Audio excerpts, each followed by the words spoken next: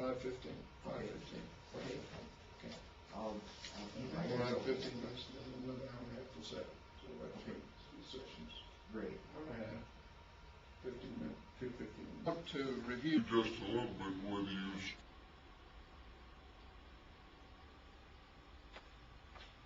I want to review with you just a minute some things in the syllabus to kind of highlight some points so that we'll all know where we're going. Let me mention the course objectives. It says there's going to be a final exam on Friday, and the course objectives give you a clue to what will be on the final exam, okay? That's kind of how it works. This is what I'm hoping you can do when the week is over, and so you can list and describe the 5 major approaches to the book of Revelation. Now, we've been through those, read about them in the book, and so you should be able to list those 5 and describe each one briefly and tell one author that agrees with each one of those approaches. We'll be saying that more and more as we go through, but you should be able to do that. Then number 2, the student can identify how each of the 5 approaches treats the major figures and events in Revelation. As we go through, we're going to kind of be going through the book, at least when we get to chapter 6, in kind of 5 columns. I mean, think of it as 5 columns. In fact, I have a handout that I'll give you. Here you go. I have a handout I'll give you at the end of the class that's got, before you take the final, that's got all these things, even details listed in 5 columns. I'm not going to give it to you now because I don't want you to lean on it all week long, okay? Because I want you to tell me from your readings in these different ones what they said, and I want you to, so I'm gonna, but I've got a 10 or 12 page, 5 column thing to give you that you'll have. I'll give it to you on Thursday evening before the test on Friday. And I'm not going to ask you all of them, but you know, what does each one of them make of the dragon? What does each one of them make of the first beast and the second beast and the harlot? And you know, some of the major things like that you ought to be able to tell, because I think part of what we need to get this week is not only a view of what I consider to be the view that was most likely the view that the Lord intended when He sent the book, but I think we need to see the competing views and you know, compare them and be acquainted with them. And you may choose to have some of those views. That's up to you, but at least you somebody that has that view, you will be able to connect in your mind where that person's coming from.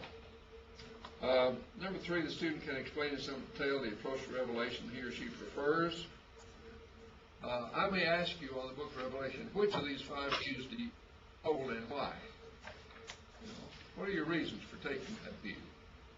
Whether it's a view I do or some other view or whatever, if you ought to be able to say, here's the one I hold, and here's the reason I've chosen. Here, 6 or 8 or 10 reasons why that view seems to me to be the best one. Number 4, the student can draw a chart explaining the premillennial theory of last things. On the last day, I'll give you a chart that I'll give it to you before the last day so you can look at it. A chart of how Hal Lindsey, for example, pictures the end times, the rapture and the tribulation. You know, a chart that has all that on it, so you will understand that view. And then, number 5, the student can explain the basis used to support the premillennial view and the basis for opposing it. What are the things that might suggest? I mean, what scriptures do they use to defend that view? What from scriptures would be things that oppose that view? Student can prepare a sermon outline based on something in the book of Revelation. Well, there's lots of good preaching material in this book. And especially in chapters 2 and 3, but other places as well. So I want you to be able to prepare a sermon outline that starts with something that we've said in this book. Student can do an in-depth study of a chosen figure or event in the book of Revelation. So that, of course, is something you'll turn in after the class is over, but would like you to write a paper along those lines. Then the assignments are report on 2 books right before class sessions begin. That's the paper you're supposed to turn in today. A chart on the views of Revelation. I want you to make your own chart, but you'll have my chart that can work with that some. The final exam, and then a paper on premillennialism and a paper on Revelation topic.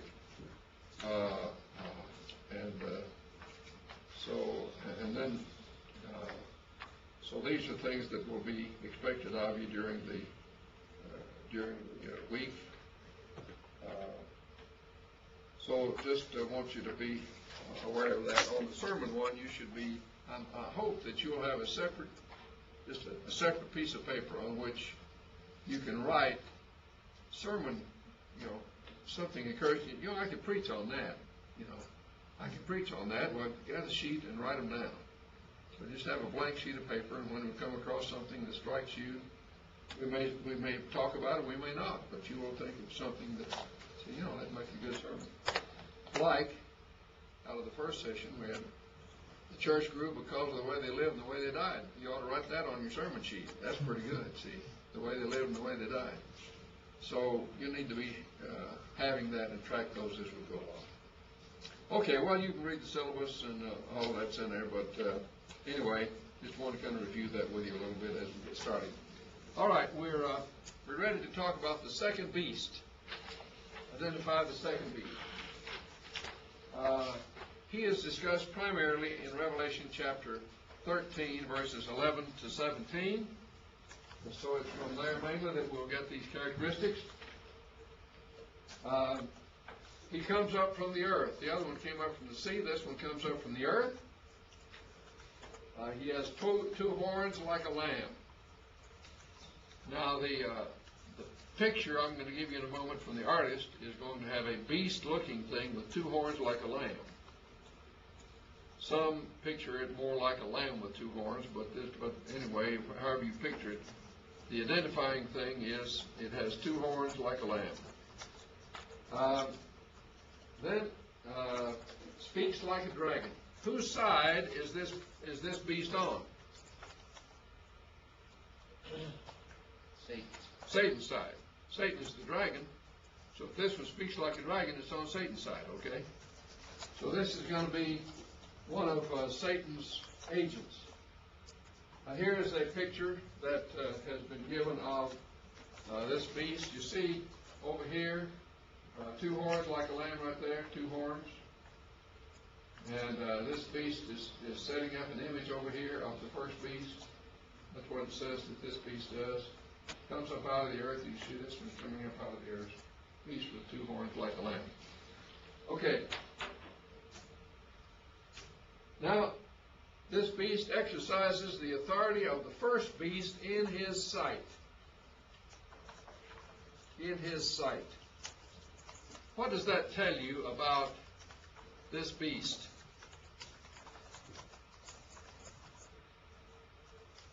What do you learn about that beast from that statement?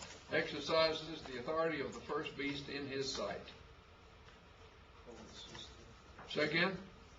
Coexisted with the first. Yeah, okay. He's an ally of the first beast who gives him his authority. We also learn that they are contemporaneous. Same time. They come up together in chapter 13. They go down to defeat together in chapter 19. Some of these theories we've looked at say that the first beast comes up, and then when it goes down, the second beast comes up. That's not the picture we get, is it? It says that this one exercises the authority of the first beast in his sight. They come up together in 13, down together in 19.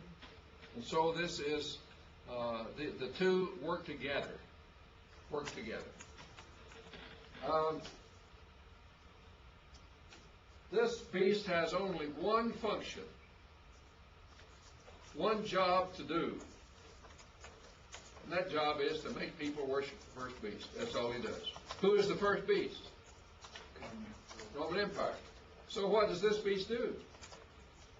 He goes around and sets up heads, images, statues of the emperors of the first beast and makes people worship them. So we would call that what?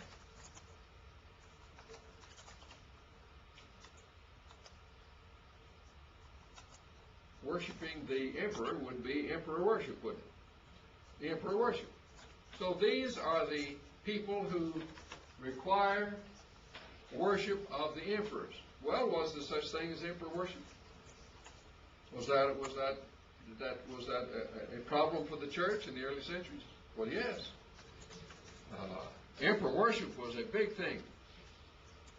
Domitian, who reigned from 82 to 96, was strong on emperor worship. The earlier Roman emperors, Augustus and Caligula and all these others, had been worshipped as deities after they had died. Domitian said, I want to be worshipped as an emperor while I live. And that took emperor worship to a new level. And so, during his reign of 82 to 96, emperor worship becomes a greater and greater force in the Roman Empire. If you visit the ruins of Ephesus today, any of you been to Ephesus? You ought to go to Ephesus sometime. The ruins there are marvelous. The amphitheater where they cried, "Great is Diana of the Ephesians," is still there in good enough shape that they still have concerts in it. Ray Charles had played in it just before I was there one time. Seats about 25,000 people. You can see that very place, One of the things they have in Ephesus is a temple to 3 Roman emperors. It was built a little after this book was written, but suggests the kind of thing that was going on. It was this temple to the 3 Roman emperors, Vespasian, Titus, and Domitian, a father and 2 sons, was 3 stories high. And the building and the grounds it occupied were a football field wide and 5 football fields long. Pretty good size. And it sat right next to the state marketplace, right downtown Ephesus. And right down the street is a temple to Trajan, another Roman emperor, and you go to all the 7 churches. Took a trip 2-3 years ago and visited each side of each of the cities, 7 churches.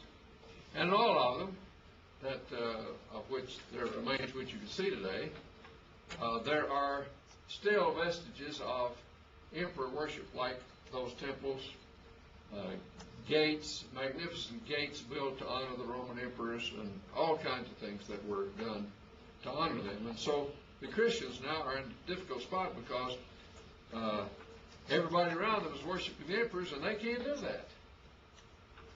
We'll come to more about that as we go through, but the second beast is the one that promotes emperor worship.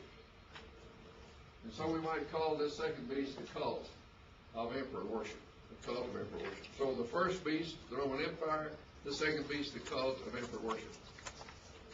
Now that comes from the description we have, that he sets up heads of the first beast and requires people to worship them. Okay, so we've seen that it's written in symbols about what will shortly come to pass, given to comfort persecuted Christian, identifies the dragon of the first beast and the second beast. Here is key number 5. It identifies the harlot. There's a harlot that plays a role in this story. We're really going through the cast of characters, aren't we? Revelation is a play, like going to see a play. And it has a cast of characters. And the cast of characters all are not what they seem to be. They look like a dragon and a beast and a second beast and a harlot. That's not what they really are. That's what it says. Here's what it means. And so, let's look at the harlot now, another in the cast of characters. Who is the harlot? Well, the harlot comes up in chapter 17 We're told in the last verse of chapter 17, verse 18, that she is the great city ruling over the kings of the world. If that's all we knew,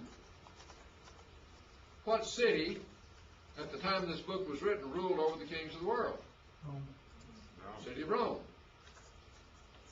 See, Paul Wallace makes this Jerusalem. Well, Jerusalem didn't rule over the kings of the world, did it? She sits on the first beast and sits on 7 hills. She sits on 7 hills. What are 7 hills? City of Rome. She sits on the back of the first beast. She sits on the back of the Roman Empire. She is riding the Roman Empire. Controlling, directing, riding on the back of the Roman Empire. She leads others in immorality. What was likely the most, the most immoral city of the time. There would have been several candidates for that, I suppose. Corinth would have been one of them. But Rome was certainly a city filled with immorality. Her name is Babylon. On her forehead is a headpiece that reads Babylon, mother of harlots. Babylon. What was the condition of the ancient city of Babylon at the time this was written? Didn't exist. It was in ruins. It's gone. But Rome was often called by the name Babylon. Peter seems to do that in one of his epistles. There are other occasions in the literature of the day that refer to Rome as Babylon. Babylon was the capital city of a great empire that persecuted God's people, and so that's a pretty good symbolic name for this city. And she has in her hand a cup, and that cup is filled with the blood of the saints, and she has been drinking so much of that blood of the saints that she is intoxicated with the blood of the saints. So what is she a leader in doing?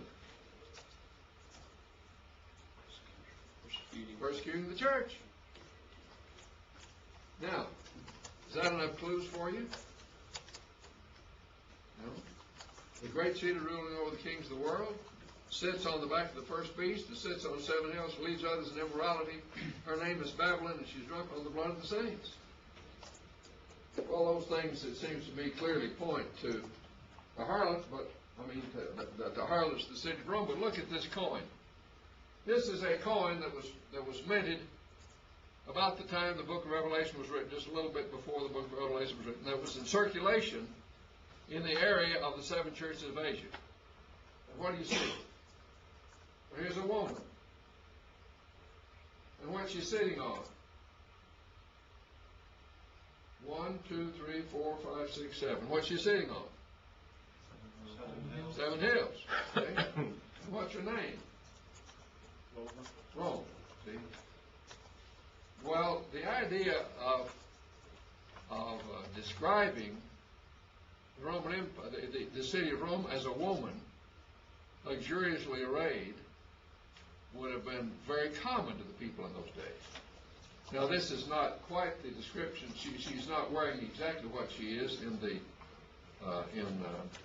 as described in the book of Revelation. She's got a little bit more of a military dress about her, but she is sitting on 7 hills, and her name is Rome, and on the back side of the coin is one of the Roman emperors.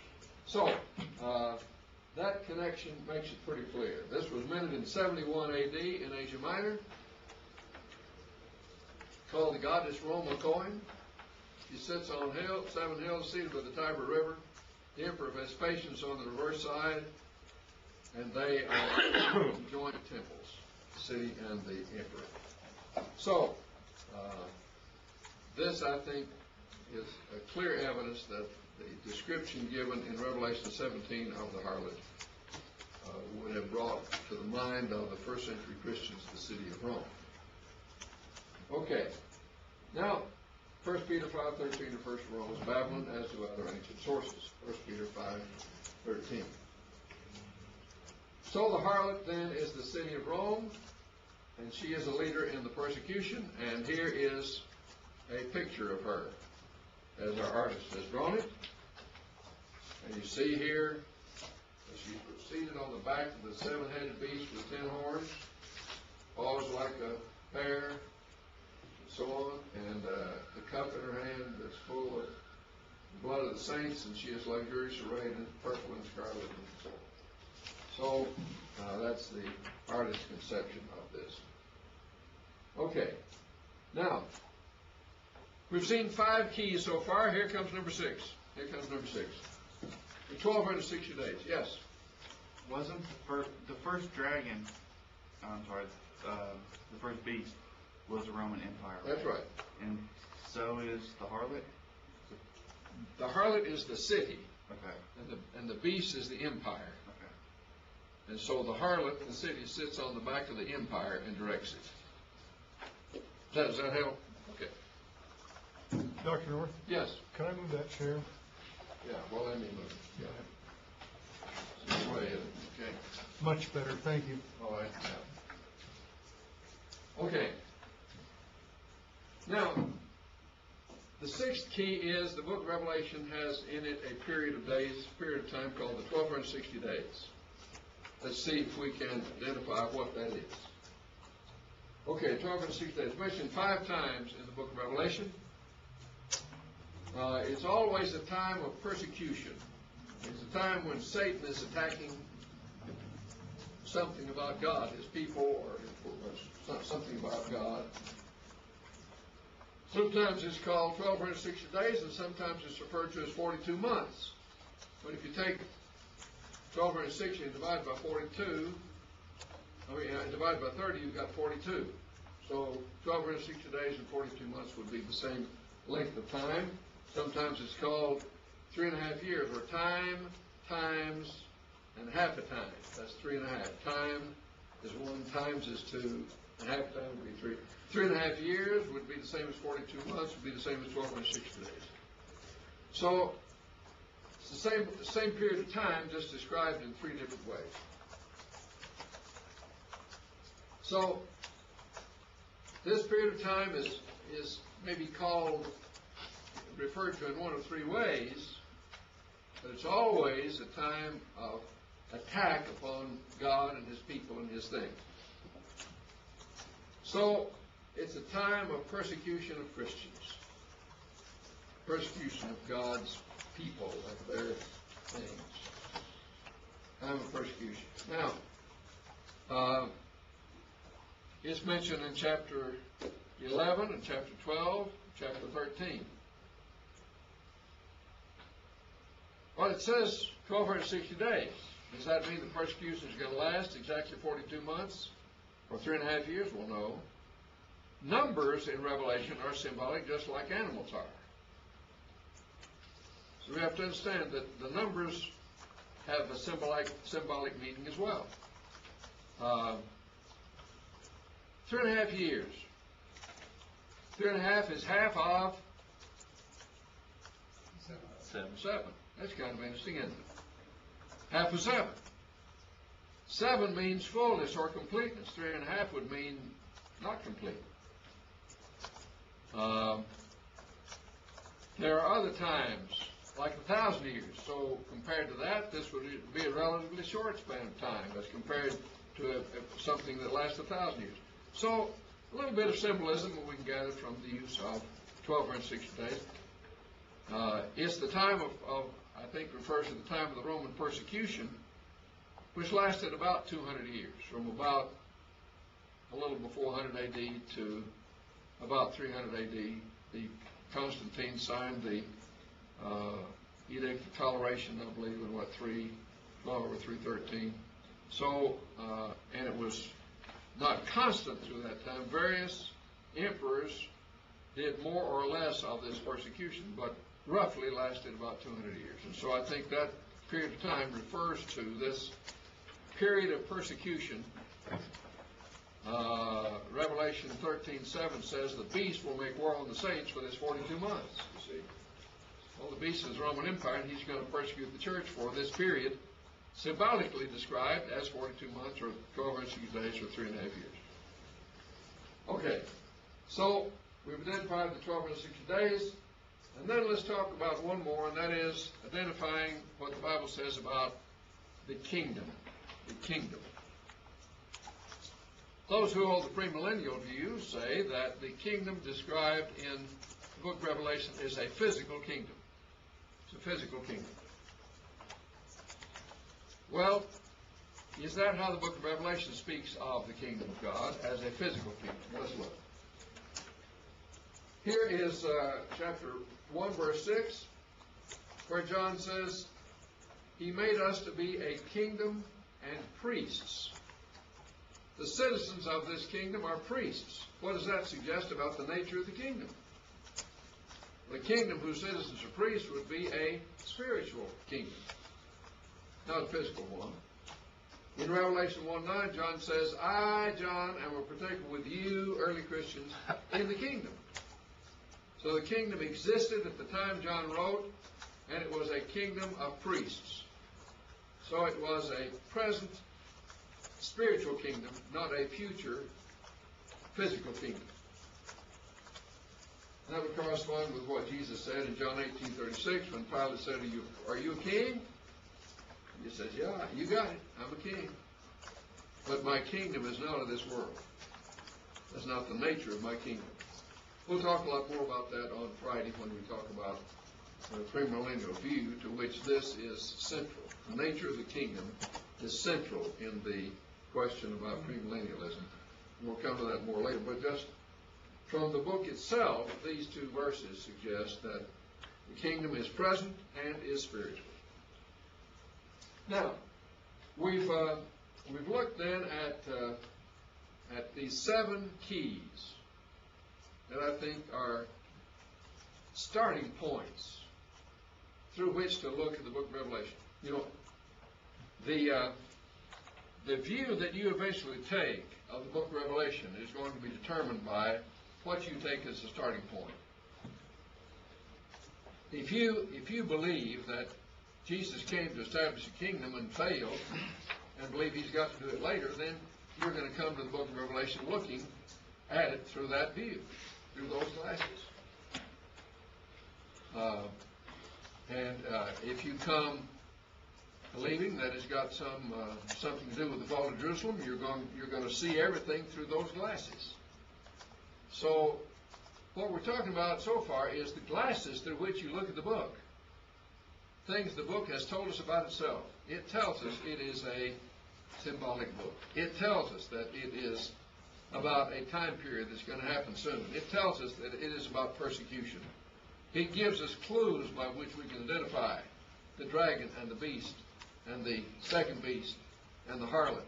It gives us clues by which to understand the 1260 days. And it gives us clues to understand the nature of the kingdom. So what we're trying to do here so far is to establish the glasses through which we look at the book of Revelation. Now, having done that, then what do we do with these 5 approaches? Well, let me tell you my conclusion about these 5 approaches, and you may have different views, and we'll keep exploring this, but I'm telling you kind of the direction from which I'm coming. Is the 5th view, which we put up earlier, the premillennial view, the view about the prediction that the Revelation is about Christ's second coming and things surrounding it. Is that the best view of the book? Well, I wouldn't say so.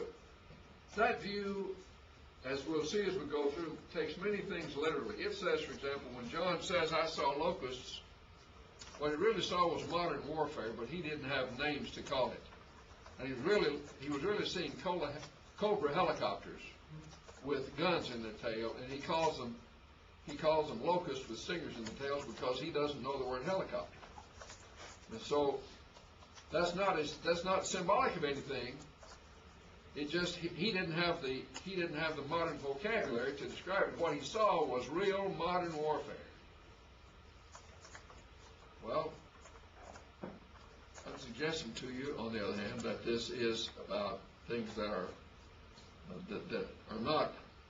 that are symbolic, that represent something. It says something, and through that we come to the real meaning. But that the real meaning is not what we see, but is derived from what we see in the pictures. So, that was one reason that I would not hold that view. It doesn't fit shortly come to pass. It hasn't happened yet, 2,000 years. What comfort would it have brought to persecuted Christians there in the centuries to write them a book about things that didn't happen for 2,000 years or more?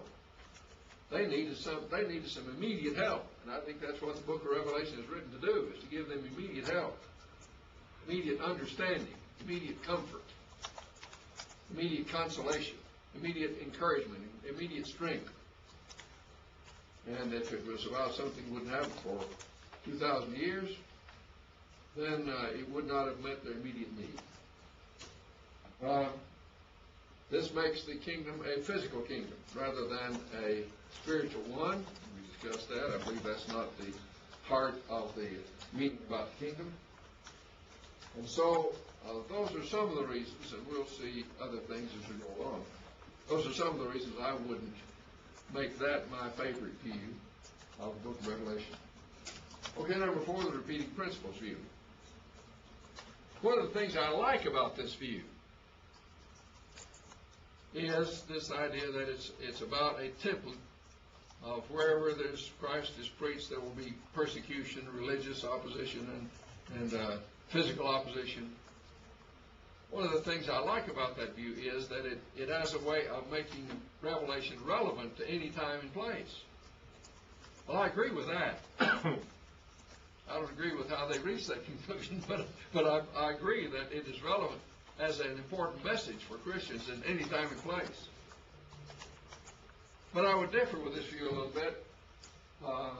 It doesn't seem to me that fits shortly come to pass very well if it fits the 21st century just as well as it fits the first century, you know. It has nothing to do with time. It seems to me there's some real specific identifications of time and purpose that this view misses. It misses the specific identification for key characters. It doesn't make the first beast, for example, to be the Roman Empire, but makes it any political power. And the second beast is any religious power. And I think the identification is more specific than that. Usually it talks about 7 cycles, as we'll see as we go through our study, from the first coming to the second coming, first 3 chapters, 4 through 6, 7 through 9, and so on. And as I believe we'll see as we go through, some of those miss the meaning that's there. So those are some of the reasons I wouldn't take that as my preference. Religious and political history of the world. I grew up on that one.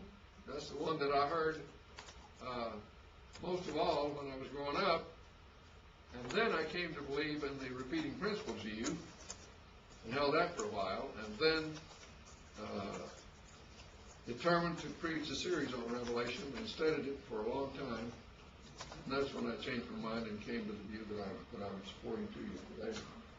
But I believe that one is not consistent on the identity of the symbols, as those who hold the view, some of them make one thing to mean one time in history, and others take the same thing to mean another time in history, and others take the same thing to mean another time in history, and so it's pretty unclear about what these would represent if they can't agree on those. Secondly, it doesn't fit shortly come to pass, and doesn't give comfort to persecuted Christians to say, well, this is going to be the history of the whole world for 2,000 years or more. And I think they had a problem that Jesus was trying to address right then. And this view doesn't satisfy that need, that problem. It misses the identification of the beast. First beast is the Roman Empire, and the second beast as the cult of emperor worship, and makes the second beast to be the Catholic Church and things like that, which I think are not is not the best view to take of those. Especially misses the beast and the harlot by making them, the second beast and the harlot, by making them to be the Roman Catholic Church. Well, it's not any surprise to you that I'm not a member of the Roman Catholic Church, or I wouldn't, if that were the case, I probably wouldn't be invited to speak here on this topic. But I don't believe that that is the intent of the harlot and the second beast. The destruction of Jerusalem. Well, I think that requires the dating to be back in the 60s AD, which is not the best dating. The first time we hear of the book of Revelation being mentioned is 96 AD, when it is mentioned as being in circulation. It's strange that it would have been, if it were written in the 60s for 30 years, there's nothing in any of the early church literature about it for 30 years. That would be a little strange. The description of the seven churches sounds like they've been churches for a while, and some of them have a chance to grow cold and all these things. And in the 60s, they've just been established. They wouldn't have been there very long. So I think the 60s don't fit the condition of the churches. Why would Jesus decide to write a letter to the seven churches in Asia about the fall of Jerusalem? They're not that concerned about the fall of Jerusalem. Why wouldn't he, if that was the subject, why wouldn't he send it to Christians in Jerusalem? So I think that is not doesn't seem to me to be very logical that he would write this book about the fall of Jerusalem and send it address it to seven churches of Asia. It misses the identity of the second beast and the harlot by making them Jerusalem, and I think that really doesn't fit. The harlot seems clearly to be the city that leads the world and rules over tribes and tongues and people and nations, and that would not be true of Jerusalem. Jerusalem doesn't sit on seven hills.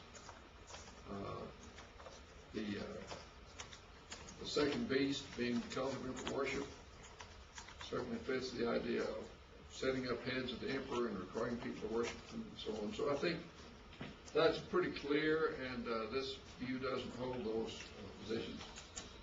So that would leave us with the view about the fall of Rome, which I think is the best one, based on what I've learned to this point.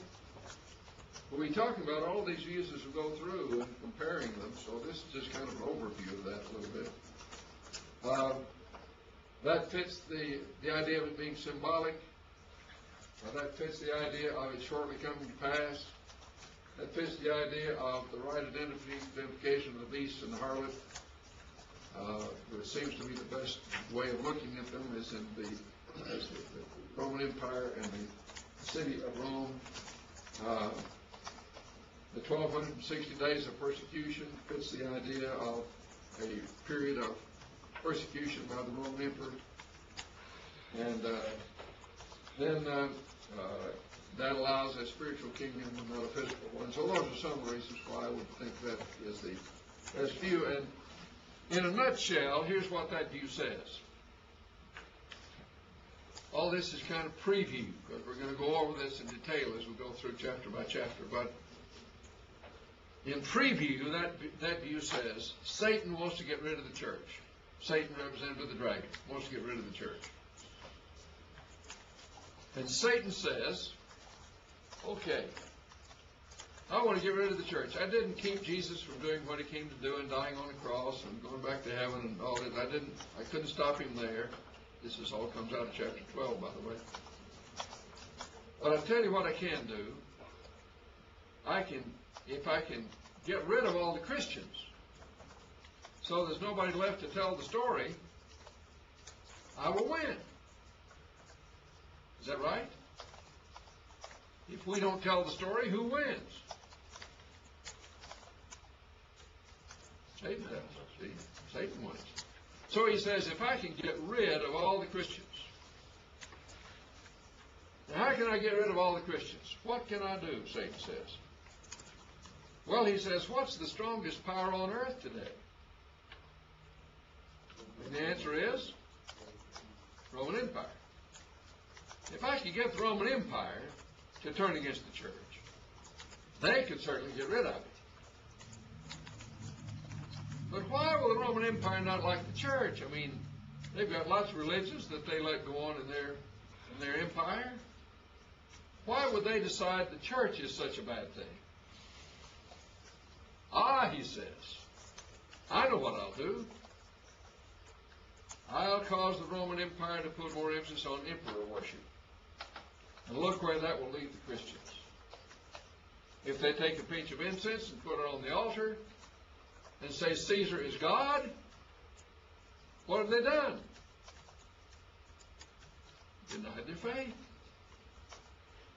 They're not a good Christian anymore. And if they won't take a pinch of incense and put it on the altar and say Caesar's Lord, then what will happen to them? Roman Empire will get rid of them. So if they confess him as Lord, I get rid of them. If they don't confess him as Lord, the Roman government gets rid of them. I got a surefire deal. I'm going to get rid of the church. I'm going to use the strongest power on earth to do it, and they're going to do it because they refuse to worship the emperor. Foolproof plan. So I guess it worked. Well, maybe it didn't. As we said a while ago, what happened to the church? Grew, got stronger, bigger, more well-known. Christians were stronger. They were tested in the fires and came out stronger for it. A lot of them died. Some say as many as 6 million Christians died in this persecution. Nobody knows how many. But lots of Christians, thousands of Christians that were killed in this persecution. But as a result, the church grew. And so, what Satan did by turning his strongest weapon against the church, the greatest attack he could make on the church, which the book of Revelation reveals to Christians in advance. The strongest attack he could make failed. And when it was all over, the church was stronger than it was to start with. And then when Satan has done his worst to destroy the church, God says toward the end of the book of Revelation, okay, you asked how long before I judge and avenge those who are killing the Christians. I will do it. And when the time is right, I'll bring down the Roman Empire, and he tells the means by which he'll do it in chapter 16. So, that in a nutshell is what I understand from these 7 keys and looking at the book and all, to be the central message of the book of Revelation. Now, we're going to go through chapter by chapter and see how this unfolds and look at other views too, so that we'll try to give them a fair shot. But that's kind of the summation of what I understand these 7 keys to tell us about the book of Revelation. Okay, anybody got any questions or things you want to ask about what we've done so far before we sort of start through the book chapter by chapter? Anybody got a question? Okay. Well, we're going to start now with chapter 1. I need to change what I've got on my computer here just a minute.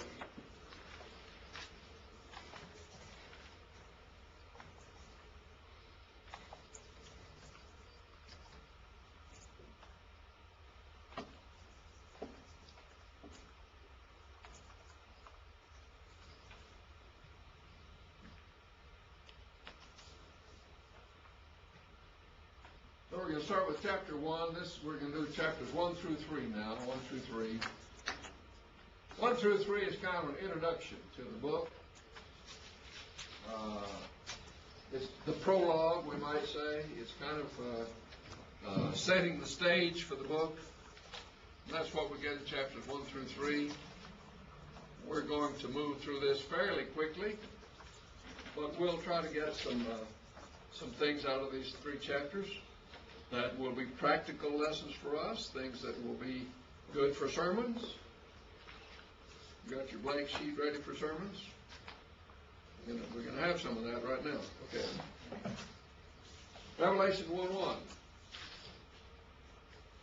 The first verse of the first chapter says that this message comes from God to,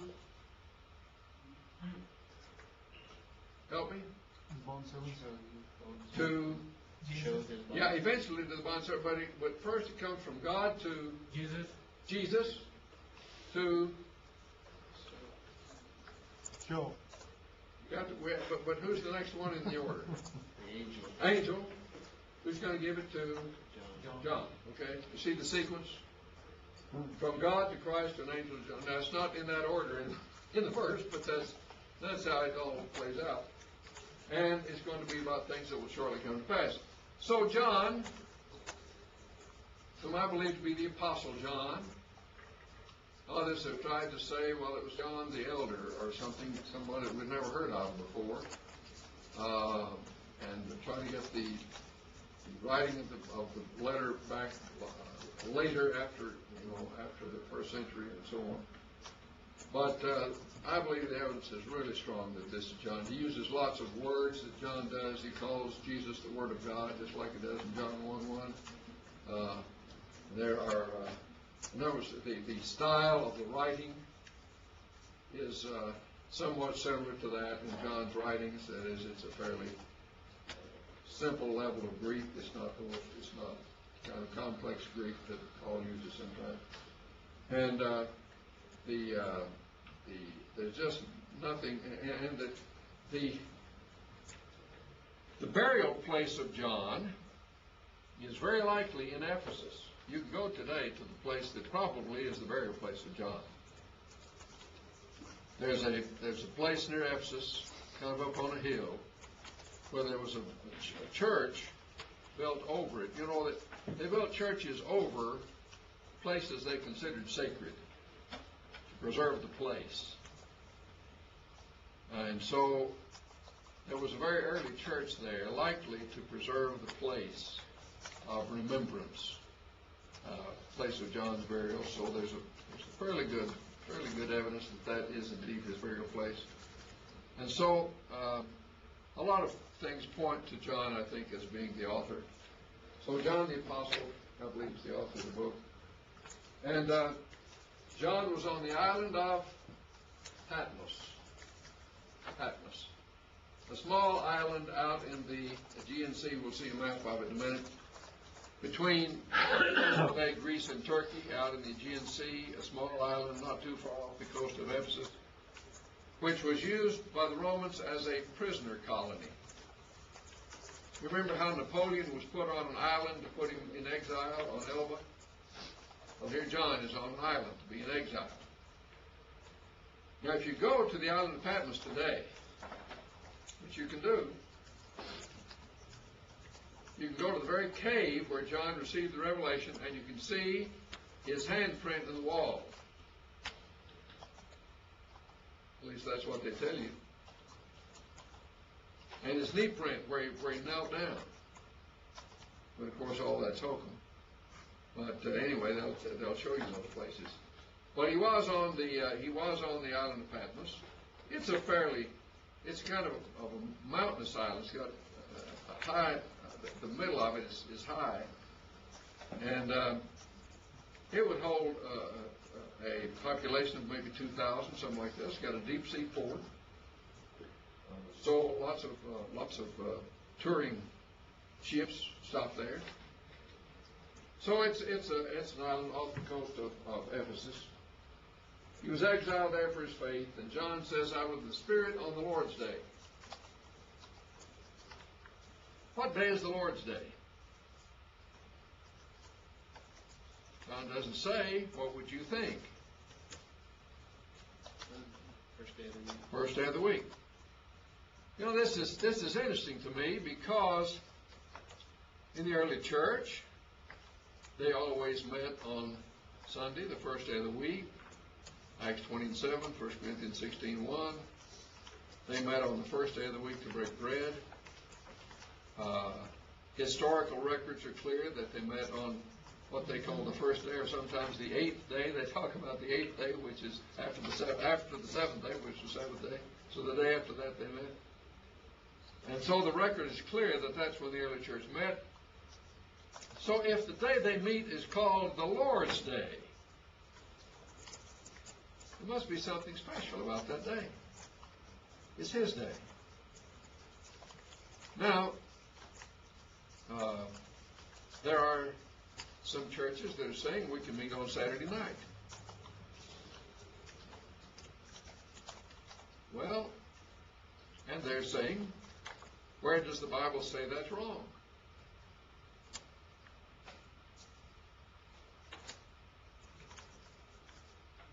Of course, it doesn't say that's wrong. If that's the way you're going to approach things, is you can do anything that the Bible doesn't say is wrong. I think it's not the right direction from which to start. But what's interesting to me is that there was a day that was so special to John and the early Christians. It's called the Lord's Day. And he assumes they're going to understand what that day is, because the only identification he gives to it is the Lord's Day. That's a special day for Christians.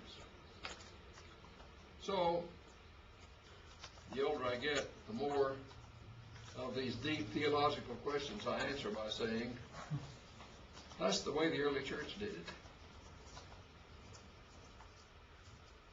Well, if they met on the first day of the week, the Lord's Day, that sounds pretty good to me.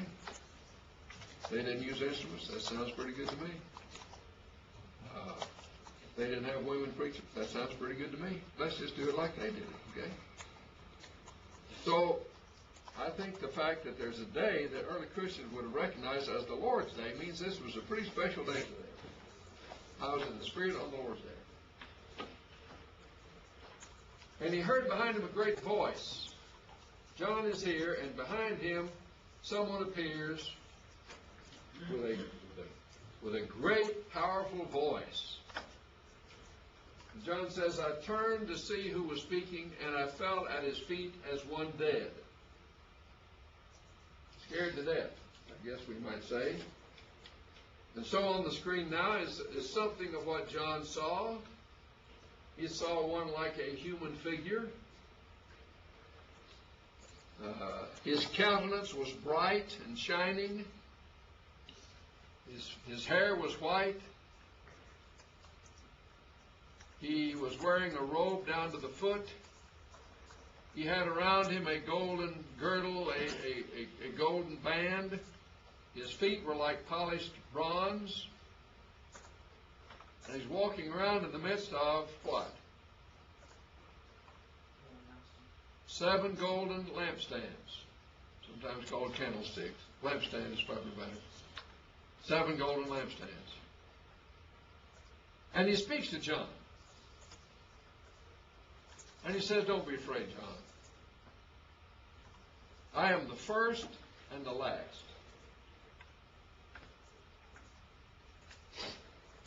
What does that signify, first and last?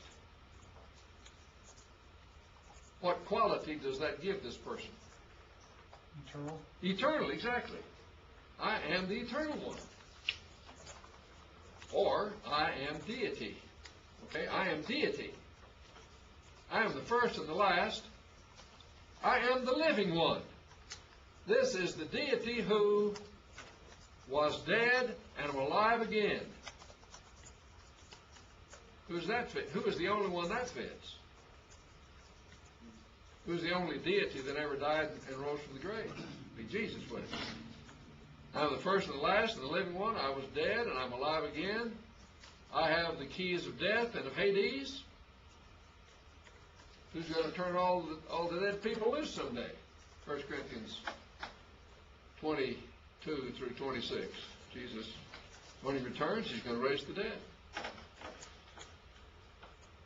And so, he identifies himself as divine, but he's also appearing in human form. He's got a head and arms and legs and feet. It's interesting to me that this picture, here comes the sermon talk. This picture demonstrates for us many of the qualities of Jesus. He's divine. He's human. That's 2 pretty good things right there. He is powerful, has the keys of death and of Hades. He is eternal. He's walking around in the midst of 7 lampstands, and each lampstand represents a a church. So he is close to his churches. Don't you like that? He's walking around in the middle of his churches. And he wants those churches to be like a golden lampstand. Tell me what it tells us about the church, that the church is a golden lampstand.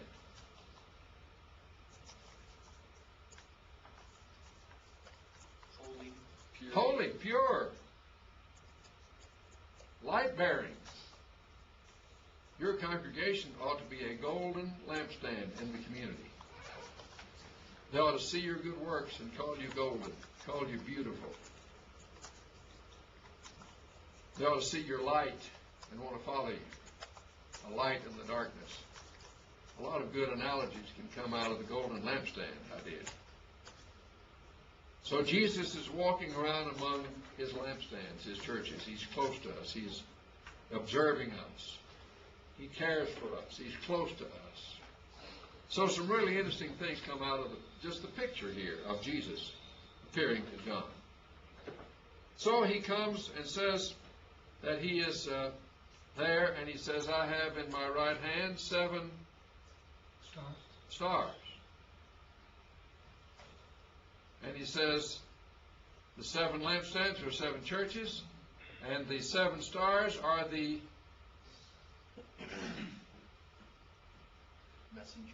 messengers, the angels of the churches.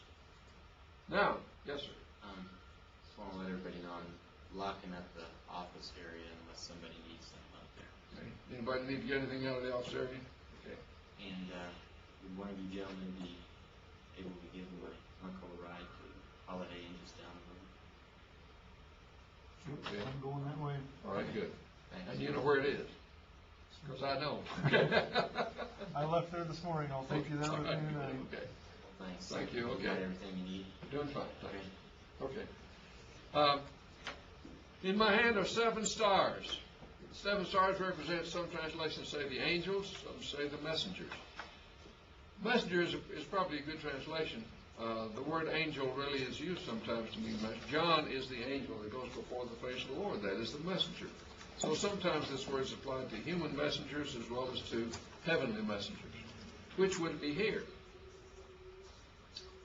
Well, when he comes to each one of the 7 letters in chapter 2, how does he start each letter?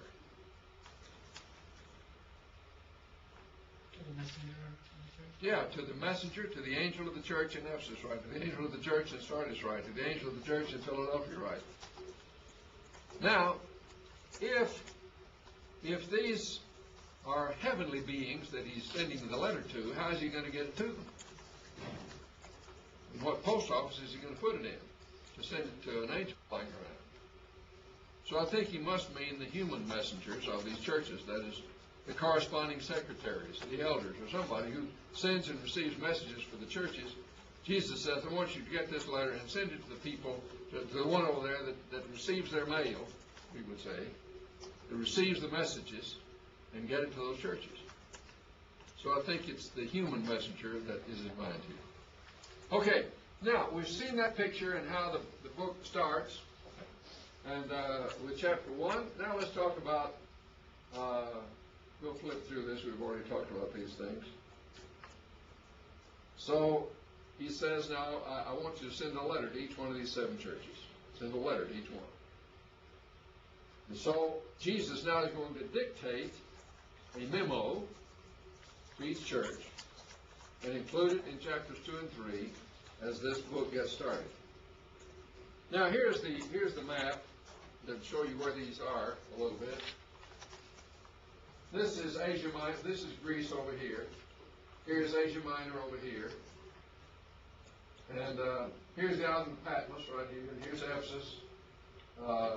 And then here are the other churches around in kind of a semicircle. So these are the places where those 7 churches are located. So they're all close by. Somebody said they're named in the order in which you would go to them if you were on a mail route. You start in Ephesus and you go around like this. And that's the order in which those names appear. So that's modern-day Turkey, of course, and you can take trips today and go to those places. And nearly all of them have There's only one of them, I believe, that has where you can't see anything, and that's because they built over it and haven't uncovered it. The other places they've uncovered. Okay. Now, let's talk about 7 lessons from the 7 letters to the 7 churches.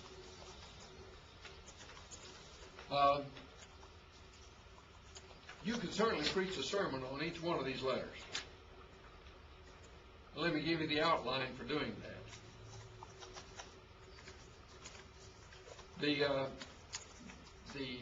The letters follow a consistent pattern.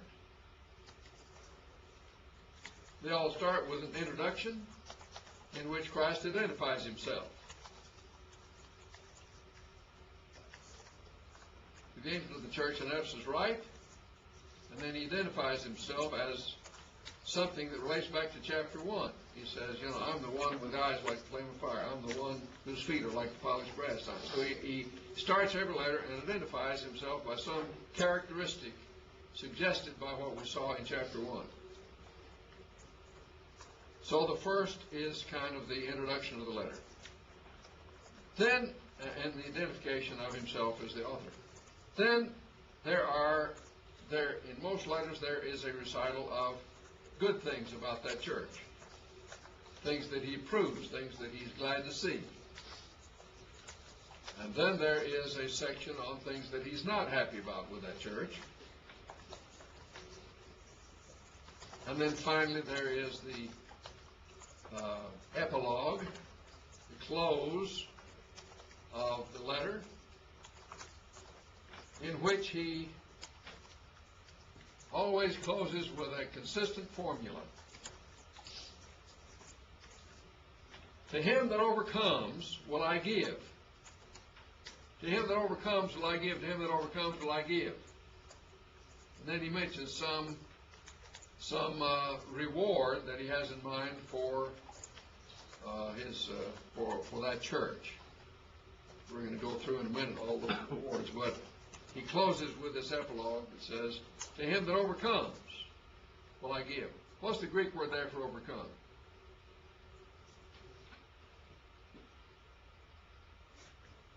It's a very common word. We use it in English almost daily. If you've seen any sporting event lately, you have seen it. It's represented by swoosh. Nike. Nike. To him that is a Nike.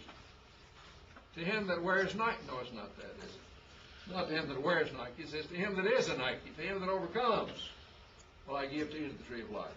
To him that overcomes will I make him not be hurt in the second death, and so on. And so that's kind of so if you're going to preach a sermon on each of these letters, you sort of follow that pattern of the prologue, how he introduces it,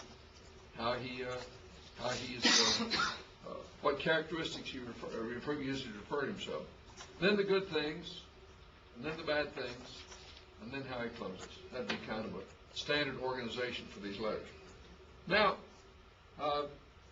we're going to, we're not going to study each letter because we haven't got time for that, but I would urge you sometime to develop a series of 7 sermons on these 7 letters. There's plenty there on which you can develop that. But I'm going to take all these letters and kind of put them into the pot and stir them and see what lessons kind of recur repeatedly in these letters. What things does he mention often? And the first one is that Christ knows every Christian. Christ knows every Christian. I know thy works. To Pergamum he said, I know Antipas, one of my people over there who's been killed. I know this about you. I know that about you. Christ in almost every letter says, I know something about you. Christ knows about his people. Christ knows us. He knows us well. Christ knows us individually. Now, how does it make you feel to know that Christ knows you individually? Does that encourage you and strengthen you and help you? Don't we sing songs about walking hand in hand with Jesus? if Jesus goes with me, I'll go. And, we sing about how we want to be close to Jesus. Are you comfortable knowing that Jesus knows everything you do? He knows what you think. He knows what you read. He knows what you watch on TV. He knows the movies you see. He knows how you talk when you're away from everybody else. Well, if it scares you, if it makes you feel badly to know that Jesus knows you, then you've got some things to work on, haven't you? If, on the other hand, you say, oh, I'm so glad that Jesus walks with me. I'm so glad He's close to me. I'm so glad He is with me. He takes every step with me. Every problem I have, He can help me find the solution. Every difficulty I have, He is there to be with me. Every good thing that happens in life, I can share with Him. If it makes you feel good to know that Jesus knows you and walks with you, then that's a pretty good sign about your spiritual health.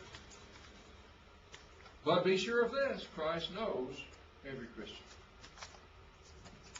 Okay, here's lesson number 2. Christ wants churches to guard their teaching. Does Christ care what is taught in His churches? Does Christ say, well, after all, one thing's as good as another.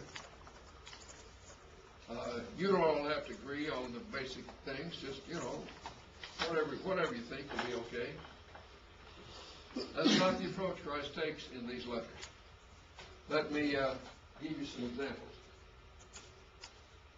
Chapter 2, verse 2 in Revelation, he praises Ephesus because they've tested those who claim to be apostles and found them false. And what's more, they won't have anything to do with the Nicolaitans, and he commends them for that.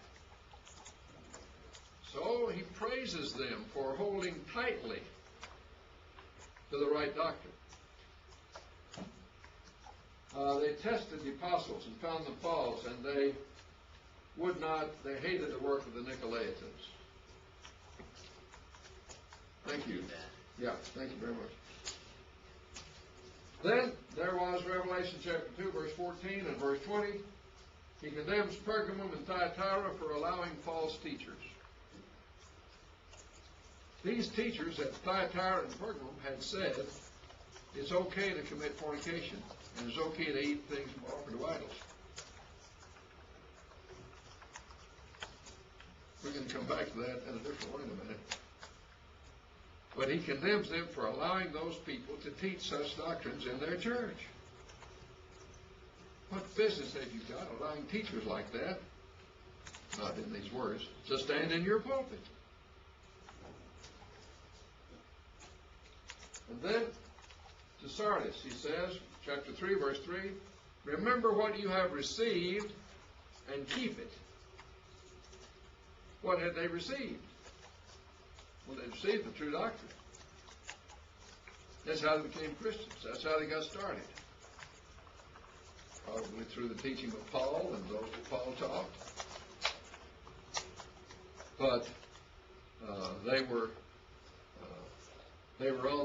they started out well. They started out with the right teaching, the right doctrines. And now he says, what you received, you keep it. You hang on to that. Don't be swayed away from it. Don't wander away. Don't let people come and lead you astray. You remember what you received and keep it. To Philadelphia, chapter 3, verse 8, he says, you kept my word. Was something else just as good? No. You've got to keep my word. Do what I've told you. Keep the words of Christ and His apostles. Then there is, so Christ knows every Christian. Christ wants His churches to keep their doctrine pure, guard their teaching. Here's number 3. Christ wants Christians to grow in service. Let me encourage you as preachers to work hard on the right balance in your church. There's some churches that get so strong on doctrinal matters and keeping the right doctrine that that's about all they do. And that wouldn't please Jesus. There's some who get involved in doing lots of good things and they're not very careful about the teaching, and Jesus wouldn't like that either. He says you got to have the right balance. You got to do both. It's not one or the other, it's both. Look at what he says about growing in service. To the church in Thyatira, he says in chapter 2, verse 19, your last works are more than your first. That means you're growing in what you do.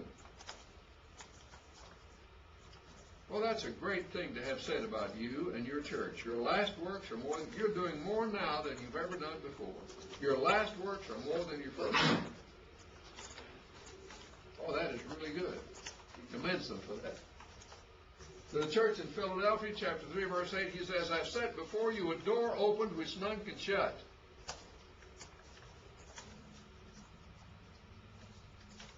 Well, what does a door open mean? Opportunity for more. Opportunity, exactly, opportunity. I've set opportunities before you. Do you suppose he still sets opportunities before people? Does he set any opportunities before you? Before your church? Well, sure. Well, what are you going to do about it? You can see the opportunities and walk through those doors? Or are you just going to hide your head in the sand and not see opportunities and not do things that will be helpful and strengthening and evangelistic and all the things you could be doing? So, Christ cares about that. To the church in Ephesus, he says, after you've protected your doctrine, and that's good, but I have this against you, you've left your first love. Repent and do your first works, or else I'll come and remove your lampstand from out of its place. What does that mean? Notice carefully those words. But I have this against you. You have left your first love. How does he know that they've left their first love? Repent and do your first works. You see, the works and love went together. And he says, if you aren't working like you used to, you don't love me like you used to. Repent and do your first works. Or else I'll come and remove your lampstand from out of its place. That is, this church is going to go away if you're not involved in service. In Revelation 3:15, it talks to the church in Laodicea and says, oh, I wish you were hot or cold, but because you're lukewarm, I'll spew you out of my mouth. Lukewarm. We all know about that, don't we? Church in Laodicea. The strictest translation of that expression, I'll spew you out of my mouth, would be, I will vomit you out of my mouth. You make me sick. I will vomit you out of my mouth. Now, look at the range of things here. Thyatira, your last works are more than your first. Philadelphia, I've said before you, an open door. Ephesus, you've left your first love. Repent, do your first works. Laodicea, you lukewarm. Now here's the last one. To the church in Sardis, he says, you have a name that you live, but you're dead. A name that you live, but you're dead. He had been reading their church bulletin. And in it, they had all these things they were going to do. We're going to have a meeting on Monday night and talk about evangelism. And 13 people showed up the first week, and 9 the second week, and 3 the third week, and the fourth week, they quit. Next month they had in their bulletin, we're going to have a meeting on Monday night about benevolent work in the church. 12 people showed up on Monday night, 9 the following Monday, 3 the following Monday, and then they said, let's don't do it anymore, nobody's interested. He says, no, I don't ever find your works completed. He uses that expression.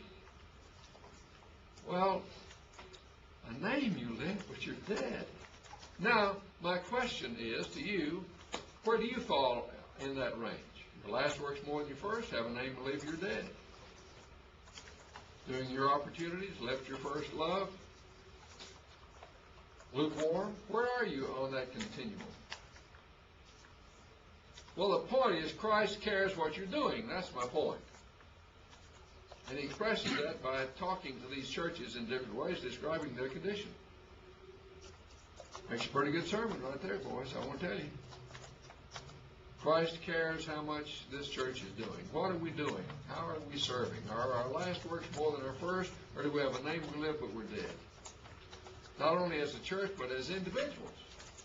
That's how a church gets how it is by individuals being how they are. So, the point of all this is that Christ wants churches to grow in service. Christ wants churches to grow. So, yeah, guarding the teaching is important. I would never minimize that. Churches that emphasize that to the point of not being good servants of His, not reaching out to the needy, and not reaching out to evangelize, and not doing the things that need to be done, and not showing the close fellowship and the love and the support. They're not doing it either. So you got to have both. You got to have both. Okay, here's number 4. Christ wants Christians to live pure lives. Christ wants Christians to live pure lives. We mentioned a while ago Pergamum and Thyatira that allowed these people to come in and teach. It was okay to commit fornication and to worship and to eat things off to idols. How do you suppose they ended up allowing that? Why would that have come into the church? They changed their own moral standard. To fit The world. the world around them, exactly. See, that's what everybody around them was doing. Everybody in town went to the pagan temple and partook in that sacrificial meal to the temple, to the god or goddess of that temple. And in many occasions, worship of these pagan deities involved fornication and things like that. It was common practice. And so these people have said, in effect, let's not separate ourselves too far from the world. We'll never be able to reach them. Let's take part with them in some of these things. And then we'll have a better chance to bring them to Christ. You see, we'll go out and take part of them, and they'll say, well, you're not so much different from us. And then we'll have a better chance. You know, I'm making that up, you know. But somehow, people in their church were saying it's okay. Probably it was some of the Gnostic teaching, which was that the body isn't anything and it only matters what the mind does and the spirit does and all this stuff. But anyhow, they're letting the world around them set their moral standards. That's the point. Boy, if a church gets in that condition, if an individual Christian gets in that condition, they're in really bad shape. So we've got to be sure that we're not setting our standard by the world, but we're letting our standards, moral standards, be set by Christ and what He says. The Bible tells us where to set our moral standards. The Bible tells us what to do about telling the truth, about sexual morality, about being good workers on the job, about being helpful and kind to others.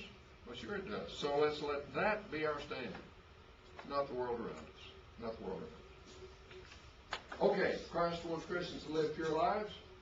Number 5, Christ wants Christians to be ready for persecution. In 5 out of 7 of these letters, Christ mentions persecution directly. And He's preparing them in those expressions for what is coming. Tough times are ahead. There's going to be persecution. Now, if you thought persecution was on your way,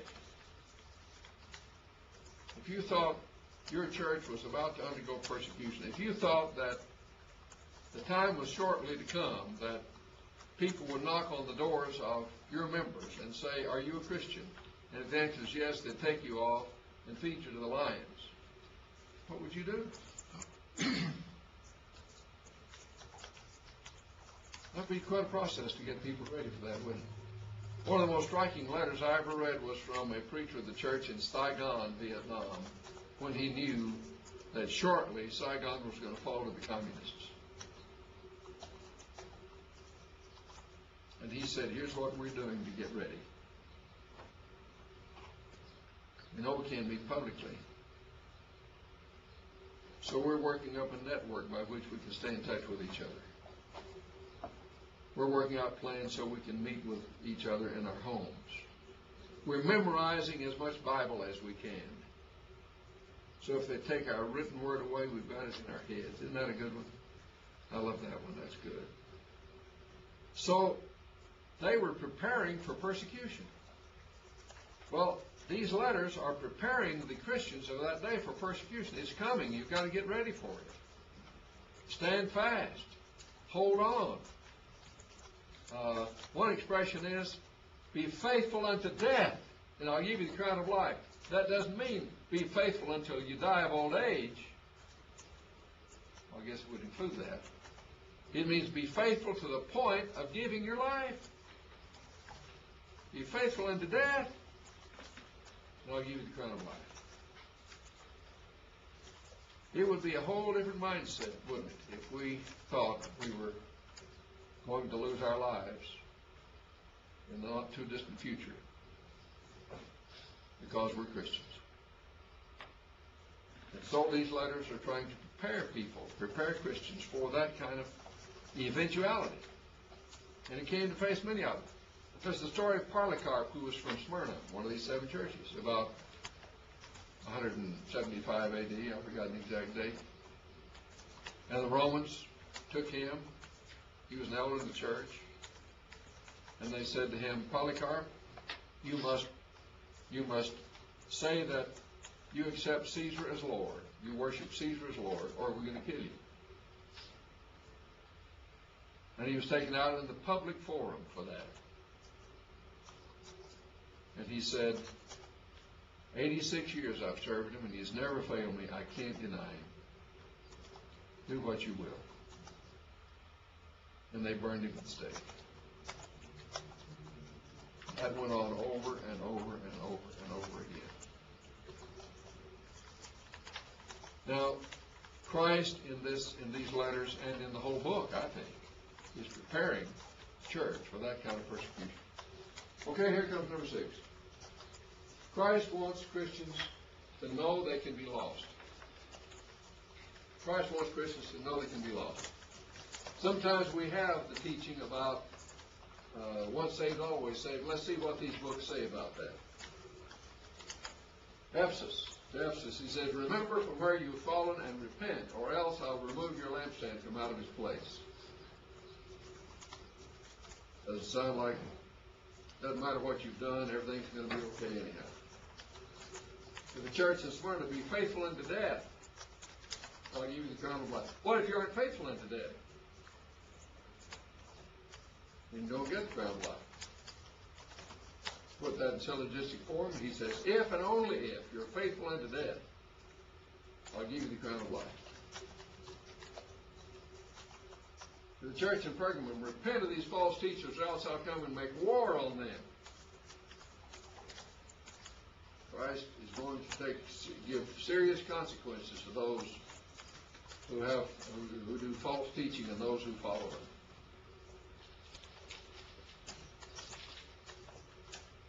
To the church in Thyatira, he says, I'll take this woman Jezebel, this false teacher woman, he calls by that name, and her followers, and I'll cast them into bed, and I'll kill her children, hold fast till I come. It matters whether or not you are allowing false teachers and following false teachers.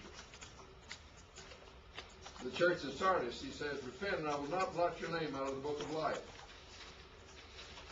We'll say a lot more about the book of life when we come to Revelation chapter 20. But why would Jesus say that if you can't be blotted out of the book of life? If once you're in it, you're always in it. Why would he say, I'll blot you out? Is this an idle threat?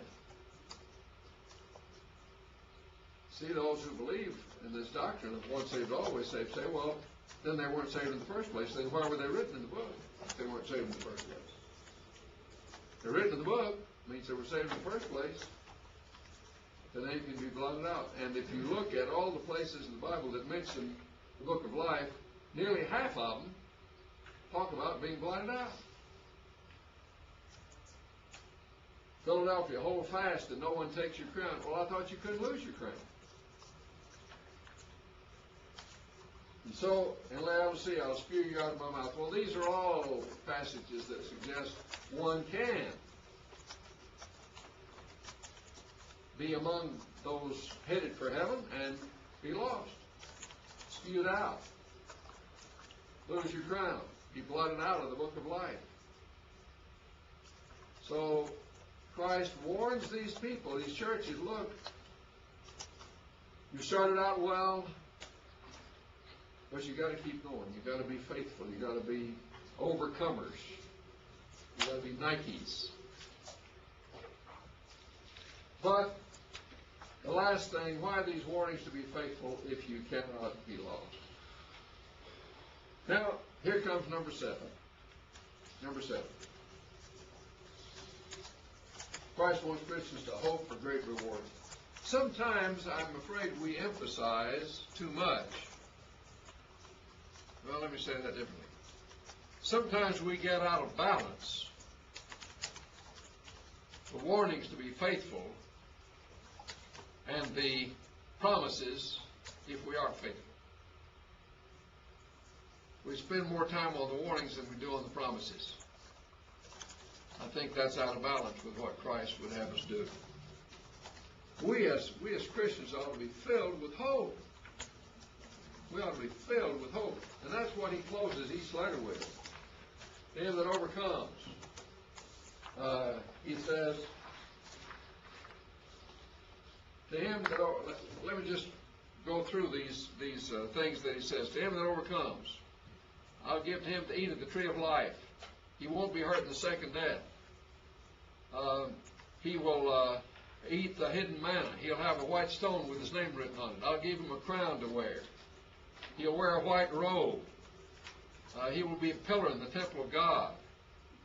He will sit with me in my throne. He will rule the nations with a rod of iron. He'll have me, the bright and morning star. All these wonderful things that Christ says, this is what I've got in store for you. Ways of talking about heavenly bliss, eternal bliss, that he holds out as a promise. We as preachers ought to preach more on the hope of Christians. We ought to do more to make our people hopeful people, people of hope. The Bible is full of that. God is for us, who can be against us? He that spared not his Son, but gave him up for us all, how shall he not also with him give us all things? What can separate us from the love of God? And then he goes through this long list of things into Romans 8. So, the Bible, the New Testament, tells us we ought to be people of hope, and you need to create. It will do great good for you to make your members people of hope. That sustains us in the dark hours. We're all going to have some of that. It helps us to be more evangelistic if we've got something that we think is really good that we want to share. So we need to help our members to be people of hope. That's how Christ closes every one of these letters. And we ought to do a lot of preaching on hope. Lots of passages besides in these letters, but we ought to be helping our members to be hopeful. Well, those are 7 lessons that one can get from the 7 letters, the 7 churches, delivered to the 7 angels, represented by the 7 stars and the 7 lampstands. Now, I hope you will get some things out of that you want to preach to your congregations about. Imagine if Christ, if you could stand up Sunday morning and say, I've just received a letter from Jesus that he wants me to read to you. Well, you can't quite put it that way. But you can come close. I mean, if Christ were going to, doesn't Christ want us to use these as ways of seeing what our strengths and weaknesses are? I think he does. Okay, we'll take another break and come back and study starting in chapter 4.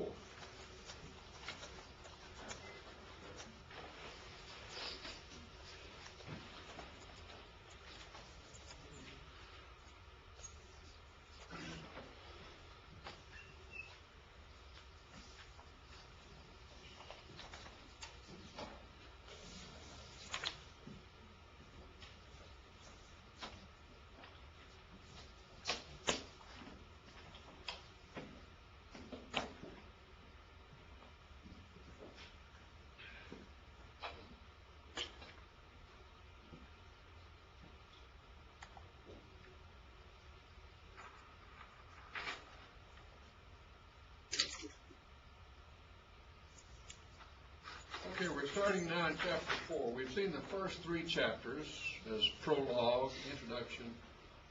John is on the island of Patmos. He's there, exiled. He sees Jesus coming in this form of deity and humanity. Jesus has written his specific comments to each of the 7 churches. So those things are kind of preliminary, prologue, introduction. When we come to chapter 4 is where the storyline begins. The book of Revelation, think of the book of Revelation as a play. A play. So that the play is taking place on this level and the meaning is down here below. So we've got a play to watch, and in all of this play there is the true meaning down below, like Poseidon Adventure or Pilgrim's Progress or other things of this style. So we're going to see the play, and then we're going to ask, what does it mean? Here's what it says, now what does it mean? Here's what it says, now what does it mean? So that's how we'll go through this. And in some cases, we'll come, as we come to this, particularly when we get down to chapter 6, we will want to kind of track the different views we've introduced through some of those things, so we'll kind of see how that all works together. Okay, chapter 4. Revelation is, I believe, a drama in 2 acts. 2 acts. The reason I come to that conclusion is because there are 2 scrolls mentioned. In chapter 5, that is, starting in chapter 4, and we get the scene set, and then as the action begins, there's a scroll in the lap of God. And as that scroll is opened, all the rest of the things that go through chapter 11 are being revealed as the scroll is opened. As we near the end of that one, in chapter 10, John is told, John, here's an angel, and he has another scroll for you. Eat the scroll and prophesy again.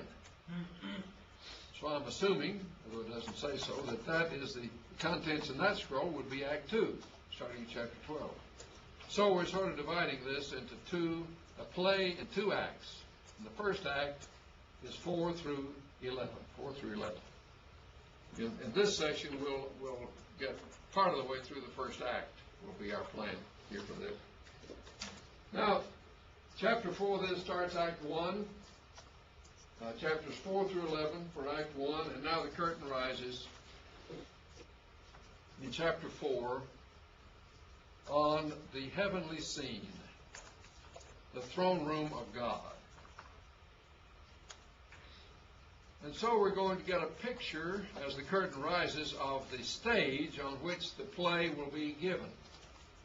When you go to a play, you look around the stage, and the stage setting tells you something of the play. Is this indoors or outdoors? You can usually tell by looking at the set whether it's a comedy or a tragedy, whether it's set in modern times or old times. So the stage setting gives you something of the context in which to view the play. So, chapter 4, we're going to look around the stage and see what's on the stage. That's what happens in chapter 4. Now, as we look at this stage, what do we see?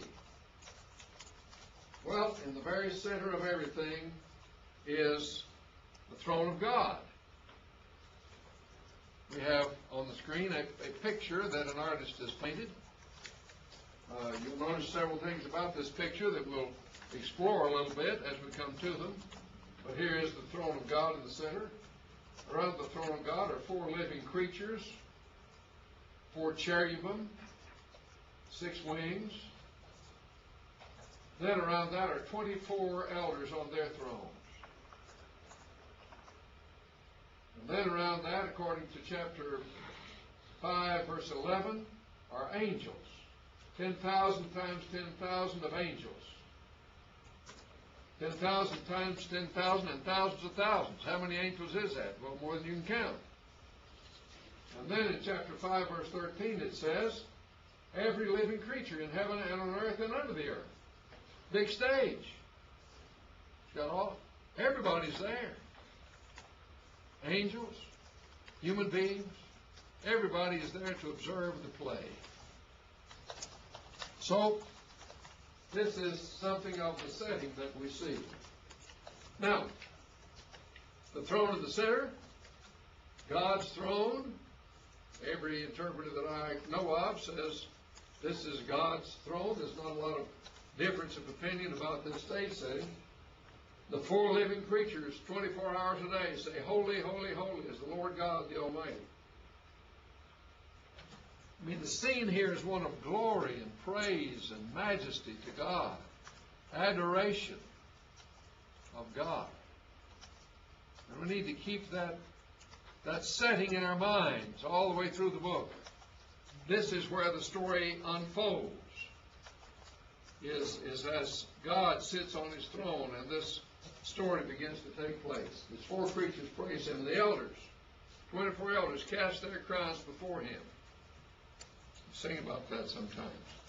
Who are the 24 elders? Well, where I'm an elder, we've got 20 elders. That takes care of 20 of them. I'm not sure where the other 4 are from.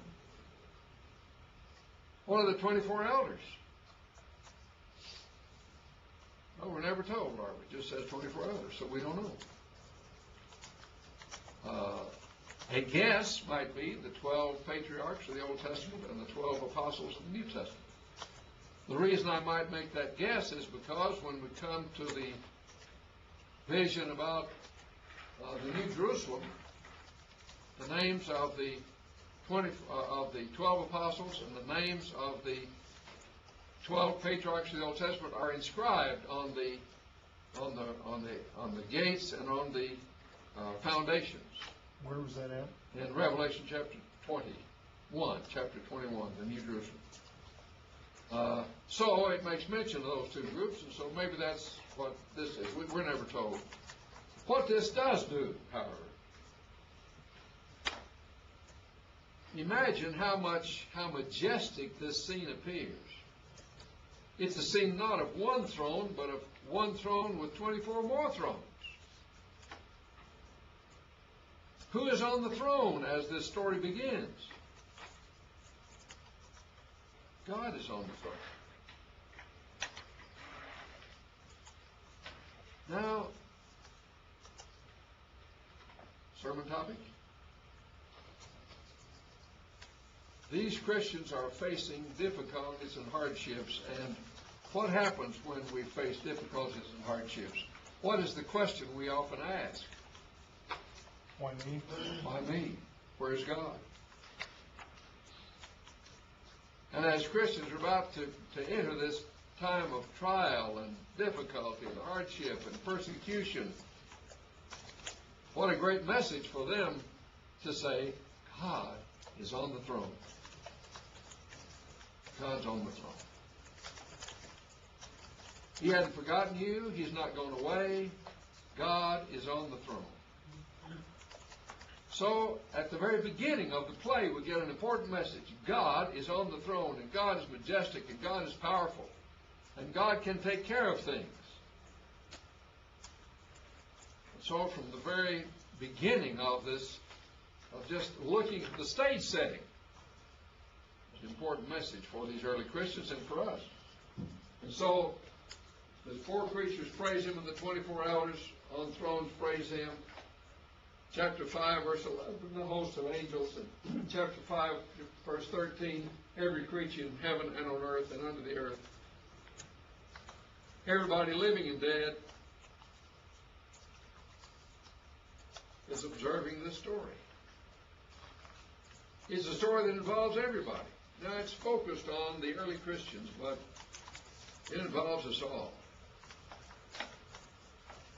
Now, as a part of this, of the stage setting, now we're going to see some other things that are present. As you look at chapter 4, you'll find that there are some other things that are there.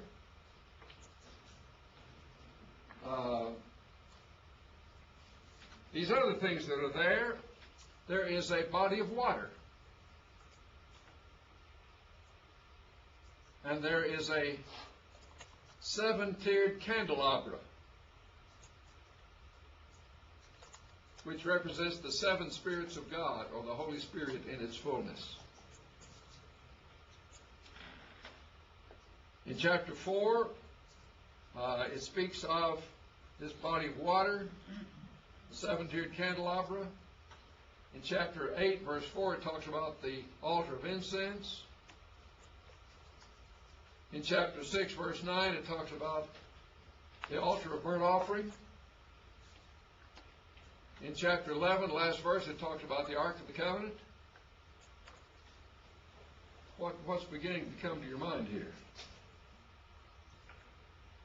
What are all those a part of? Law of Moses worship.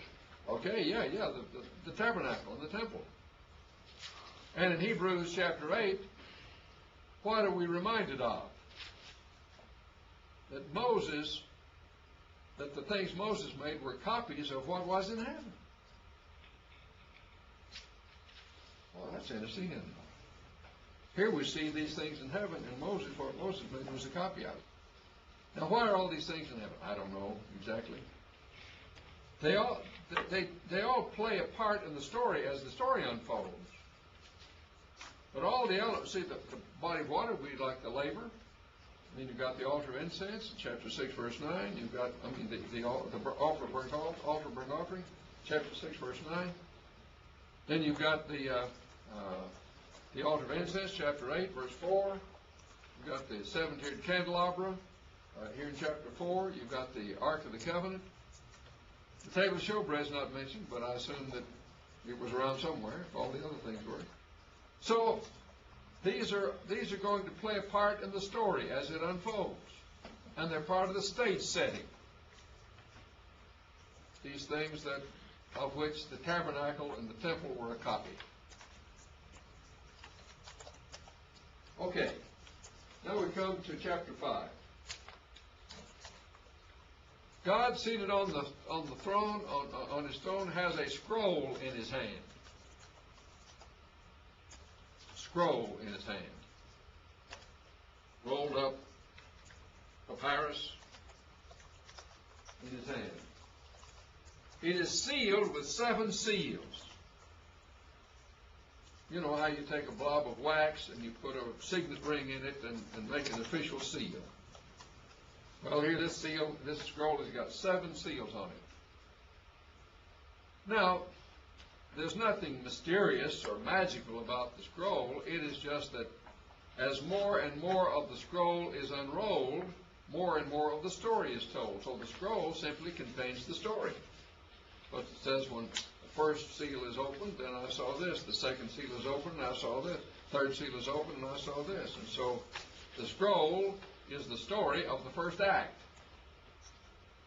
It's just a literary device for unfolding the story. Scene 1, scene 2, scene 3, if you will. So the scroll is sealed with 7 seals, but only one who is worthy can open the scroll. Only one who is worthy. One who has the qualifications. And the cry goes out for somebody to open. Nobody's found worthy to open the scroll. And John begins to cry. And one of the elders comes over to him and says, John, don't cry. Somebody's coming. Who can open the scroll? How does he describe the one who's coming to open the scroll? Tell me. Chapter 5, early part there.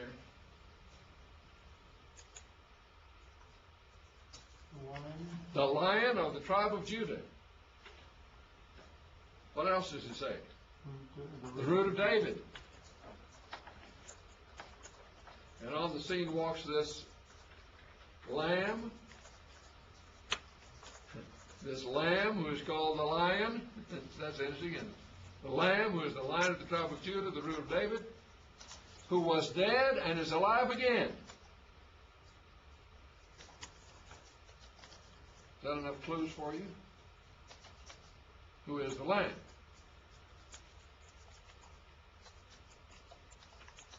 Jesus. Obviously, Jesus Christ. Dead and alive. Behold the Lamb of God that takes away the sins of the world. Root of David. Lion of the tribe of Judah. So all this, of course, describes Jesus. And so Jesus comes on the scene looking as a lamb that has been slain. You'll notice in this picture that this lamb has 7 eyes. You see them all, 7 eyes. And 7 horns. 7 being a number for fullness. 7 horns would mean a fullness of power. Power. Horns signify power. 7 eyes would signify if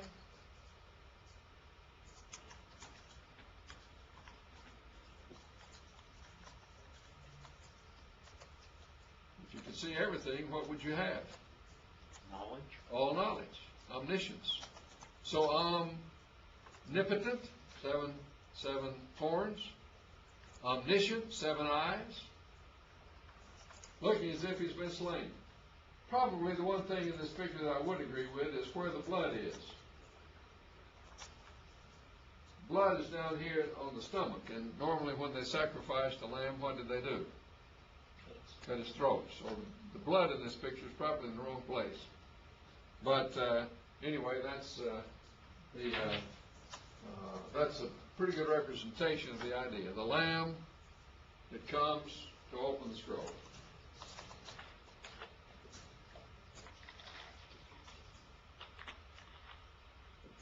Now, so the Lamb is Jesus.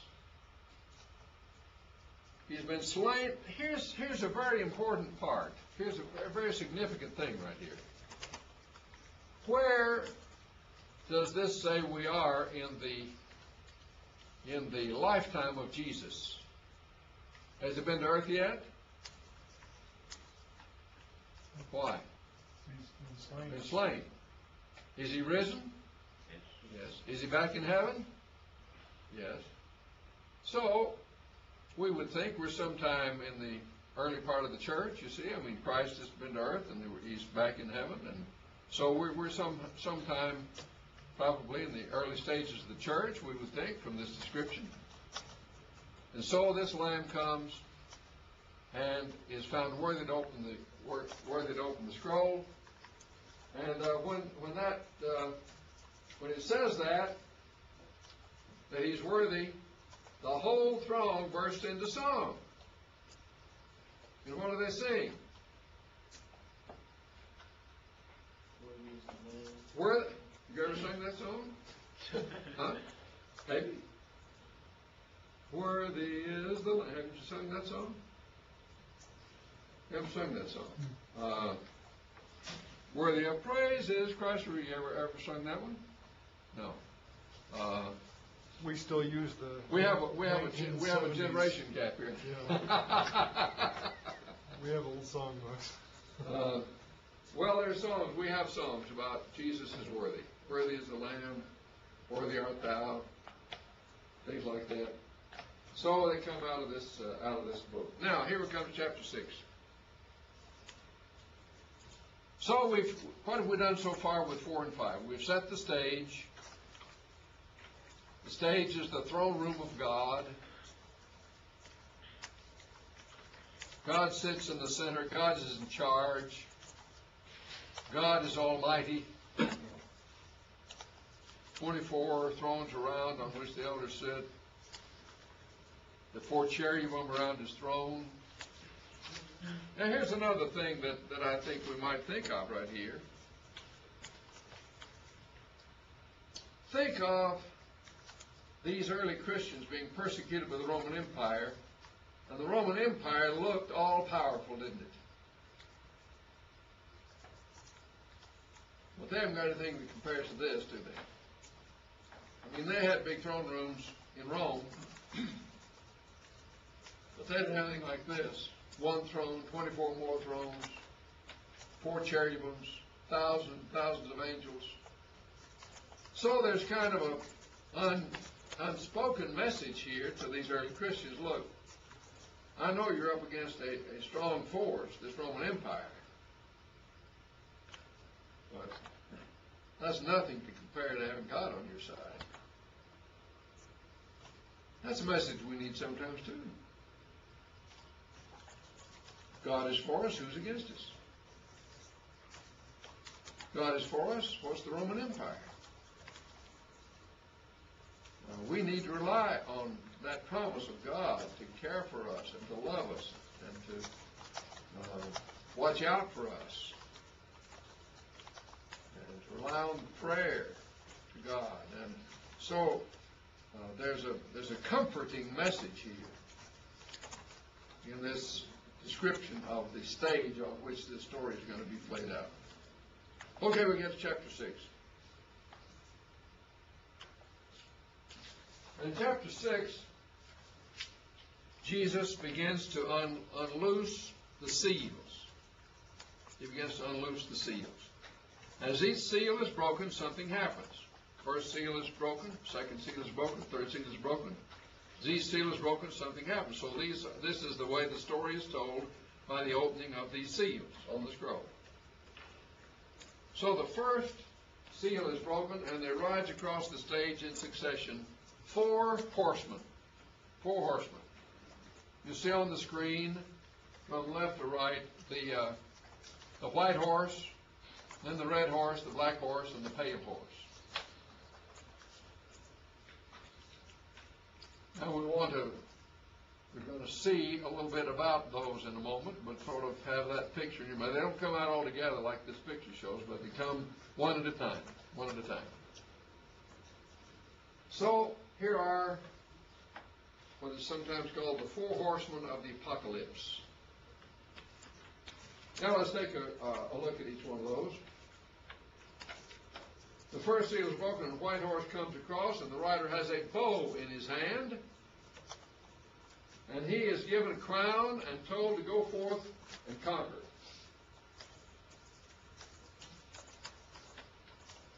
White horse has a bow, given a crown, is told to ride out and conquer. Conquer. We're going to go through all the 4 horses, and then we'll talk about what they mean. Okay, here is the second horse, a red horse. Comes across the stage. His rider is given power to take peace from the earth. Go out and make war. Red horse, war. And the rider is given a sword to go out and make war. Number 1, go out and conquer. Number 2, go out and make war. Here's number 3, black horse. He is given a balance. Have you ever been places where they weighed out things? You know, here's the, you hold it like this, and there's a thing over here and a thing over here, and you put the money on one side and the gold on the other, or something. You know, you weigh out something for a certain amount. Well, he has a balance in his hands like that, and he is weighing out grain for money on his balance. And the price is very high. The price is very high.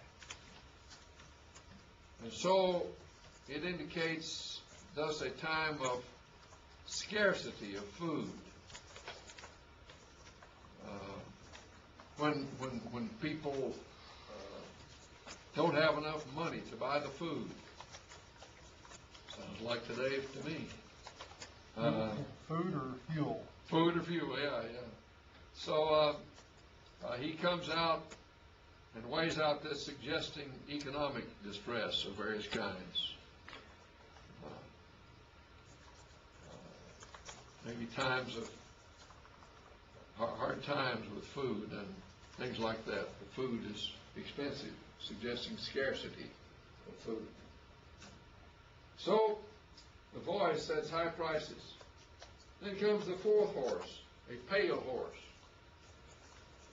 And the rider on the pale horse's name, and his name is Death.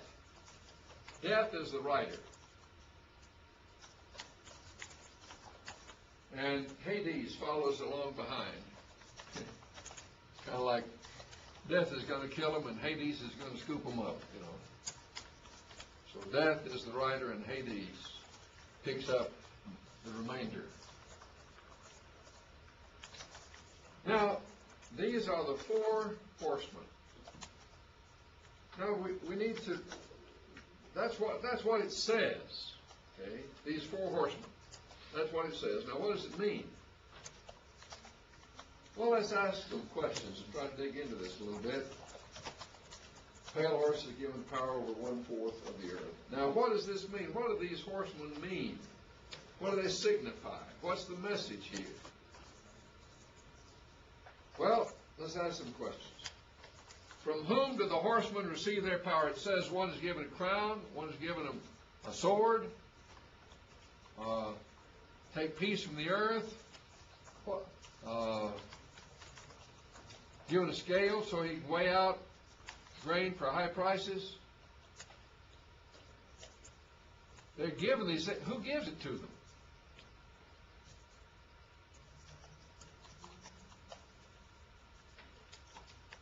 Well, whose stage are they on? Say anything yet about the devil? Many interpreters want to see the devil, these as the devil's agents. The devil hadn't even been introduced. The dragon hasn't come into this story yet. We've just seen the throne room of God. And God is the one who gives them powers that they receive.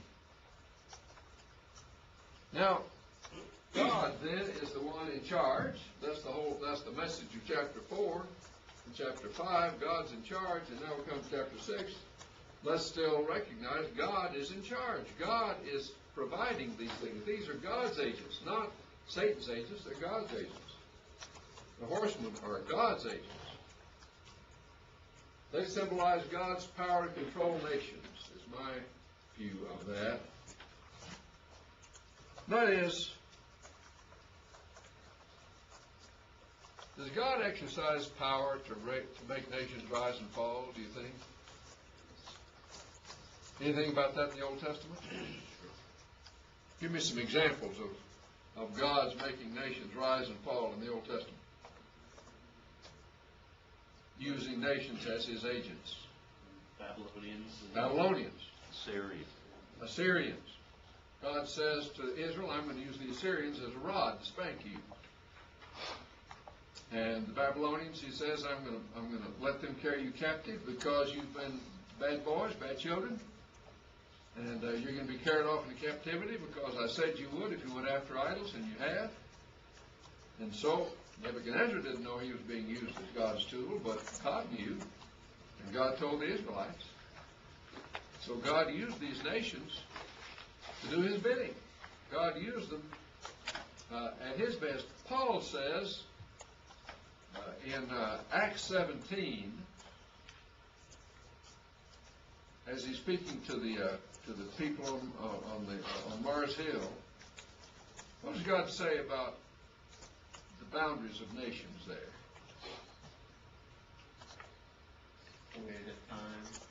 Of the boundaries. Yeah, God sets the boundaries of their habitation. God sets the boundaries of nations. Well, yes, he can if he wants to. God has always been active in the affairs of men. God has used nations to carry out his will. Now, how he does that and still gives them free choice, we can discuss all day long. But that's why he's God and we're not, okay? He understands that and we don't. They have free choice. They don't know. Judas, did God make Judas do what he did? No, but did God use what Judas was going to decide? Yes. So God's able to use these nations, but it seems to me that these horsemen are riding across God's stage, receiving authority, receiving power, receiving instructions. It has to do with God having power among nations. Who do you believe brought down the Iron Curtain?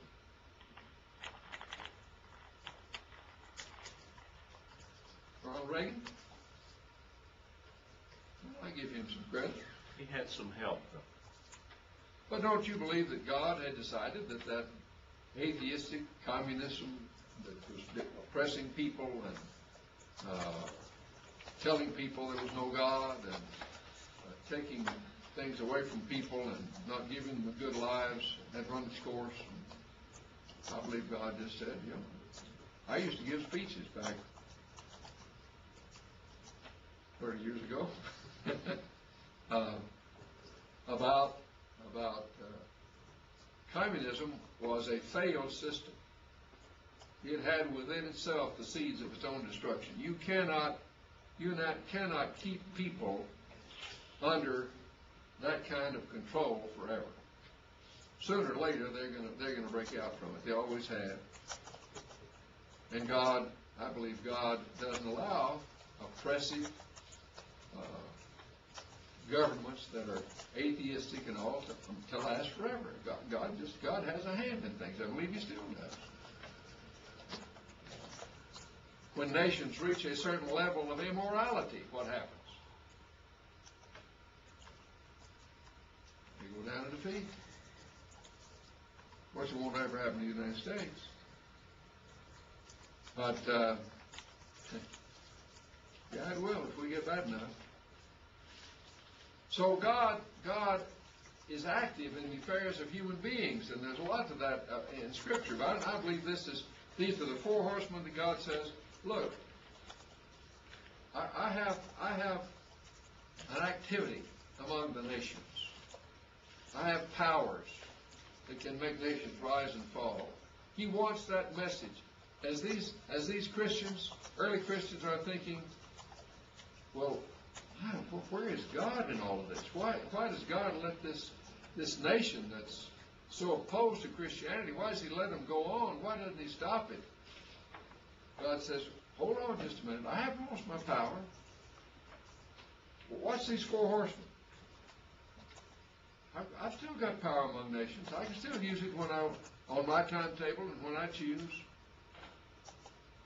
So I believe He sends His four horsemen out as a way of saying, just remember, I'm still in charge. I still take a hand in the affairs of nations. I may not operate on your timetable. I may operate on my timetable, but I'm there. I'm there. So, my understanding of those is that they are representatives of God's power that go forth to do His bidding in the affairs of nations. Now, let's pause for a minute and look at what those who hold some other beliefs say about these four horsemen. Anybody want to tell me from the book you read what the four horsemen were? What does Wallace think of the four horsemen? Remember? I'm almost sure he attributes those to Satan instead of to God, and the agents of Satan would use to bring down Jerusalem. Okay. Yeah, Wallace says, he has the Jerusalem view, Wallace has Jerusalem view. He says a lot of people make Christ to be the rider on the white horse. Wallace says that Christ goes forth to lead in the fall of Jerusalem.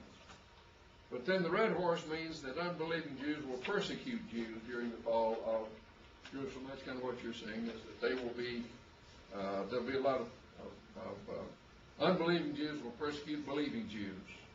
That's the rider on the red horse.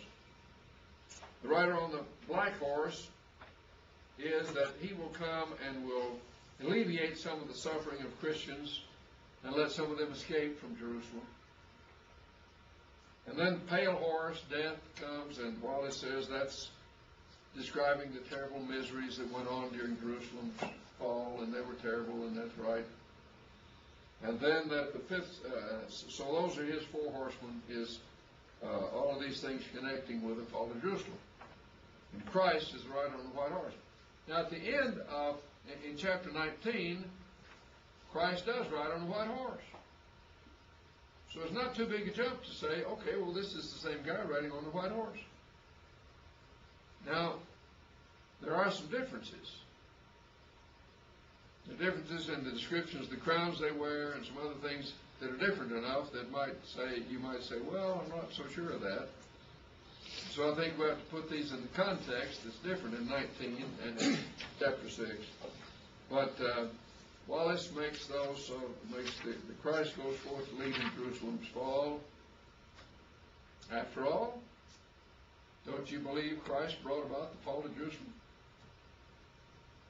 Didn't he say that in Matthew 26 to the high priest? You'll see me sitting at the right hand of God and coming to carry out this destruction. So, yeah, I think so. I think Christ sees that it happens. So Wallace ties all this to the fall of Jerusalem. Hendrickson. Anybody got thoughts on what Hendrickson made of these? Hendrickson makes the rider on the white horse to be Christ. Okay?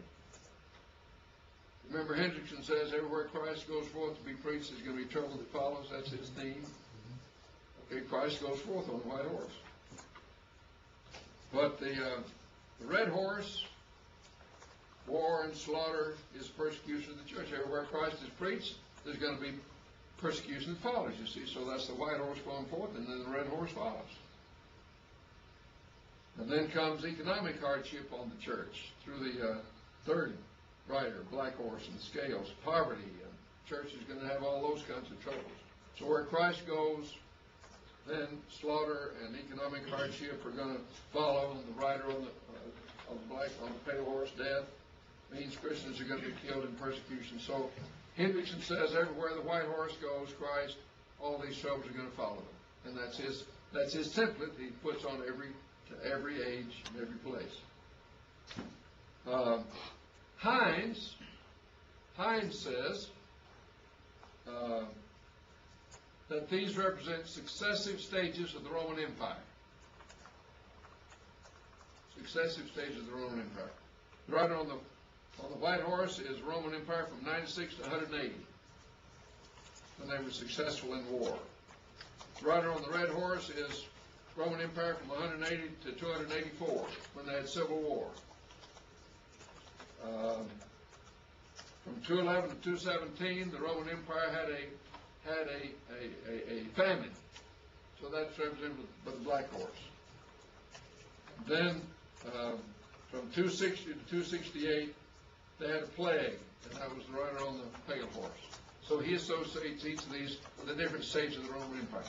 You see, what I'm wanting you to notice here that is how each one of these makes of these horsemen something that fits pretty well with their theory, you know. I mean, you see the connection.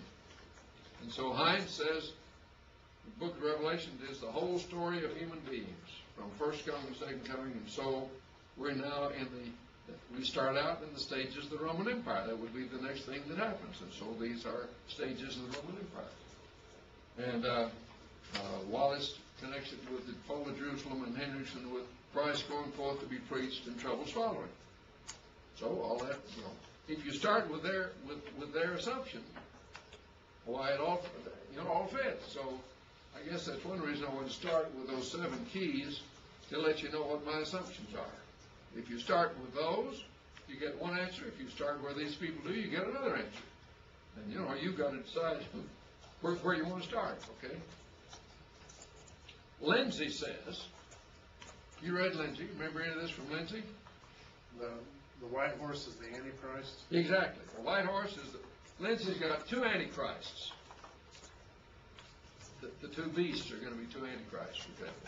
But here, the rider on the white horse is the Roman Antichrist, who he says is now alive. He's now alive. You know, Lindsay wrote a book, 1980s, Countdown to Armageddon. If I remember, last time I looked at my calendar, it had been a while since the 1980s. But he said it was going to happen in the 1980s. Well, no, the interesting thing about the premillennial view is it is so flexible. It just rolls forward to a new set of events. If it's not Gulf War I, it'll be Gulf War II. And if it's not Gulf War III, it'll be World War III. And the thing just rolls forward. And they said whatever starting time they want to. So one of the big starting times was Israel's return as a nation in 1948, and that's going to be the thing from which everything is measured. Then we got out here to 40 years after that, 1988, nothing happened. What happened? Where is it? Well, I don't know. So we've got to stretch it out a little further. And so 1980s, countdown never again, and that didn't happen. So Walvoord, who read Walvoord?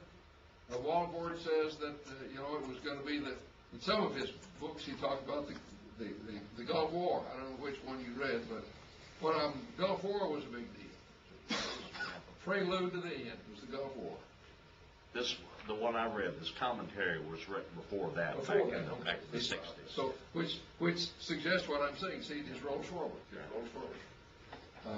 So, anyway, Lindsay says the Roman Antichrist, and then the red horse. Now think for a minute. With what nation do we associate the color red? Russia. Russia. Red horse is Russia. And in Daniel chapter 10, we've got the king of the north and the king of the south. And they're coming against Israel. That is, they're fighting each other, and Israel is in the middle. And so the king of the north, he says, is Russia. The king of the south is Egypt and its Arab allies. And so his story of the build-up to Armageddon is that Egypt and its Arab allies come and take Israel, and then Russia doesn't like it, and it comes with this. Russia with its Arab allies comes and tries to run them out, and then the Chinese come and get involved in all this. We'll talk about that on Friday. But so, since Russia is red, the red horse is Russia. And then the scales, financial catastrophe, worldwide economic troubles, high prices, and the pale horse, mass death to unbelievers. And so, I'm reading from the chart I'm going to give you later. But, I'm just trying to illustrate the different views. I want you to see those. And now, any more discussion of the horseman before we move on? View which I've suggested, my own view is that they represent God's power among the nations. And it's going to be interesting when we see what happens with the next event, which I think builds on that point. But, I'm not, I hope you don't think I'm putting down these views. I'm not trying to make fun of these views. I'm just trying to explain these views. And then you have to decide which of these is, makes the best sense in terms of what message John is trying to get to these churches. What's the Floyd Wallace view on this? The what view? Floyd Wallace? Wallace? Yeah. His view is that this is all about Jerusalem, fall of Jerusalem. And so he makes Christ on the white horse, leading in the fall of Jerusalem, and then the red horse is persecution of Christians by unbelieving Jews. And then the rider on the black horse comes and he alleviates some of the suffering of the Christians, gets them out of Jerusalem. And then the pale horse is all the terrible things.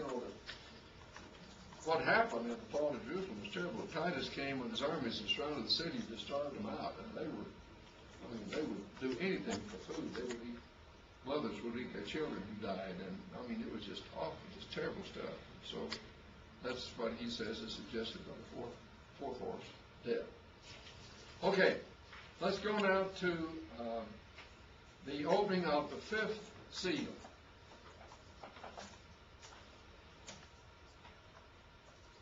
Here's where we're in chapter 6, verse 9, where the martyrs ask their question. We talked about this a little while ago. But now we'll see it in its context. Okay. The martyrs then say, "How long, O Master, holding true, do you not judge and avenge our blood on them that are on the earth?" Now, what would be the connection between the horsemen, the riding of the four horsemen, and the question?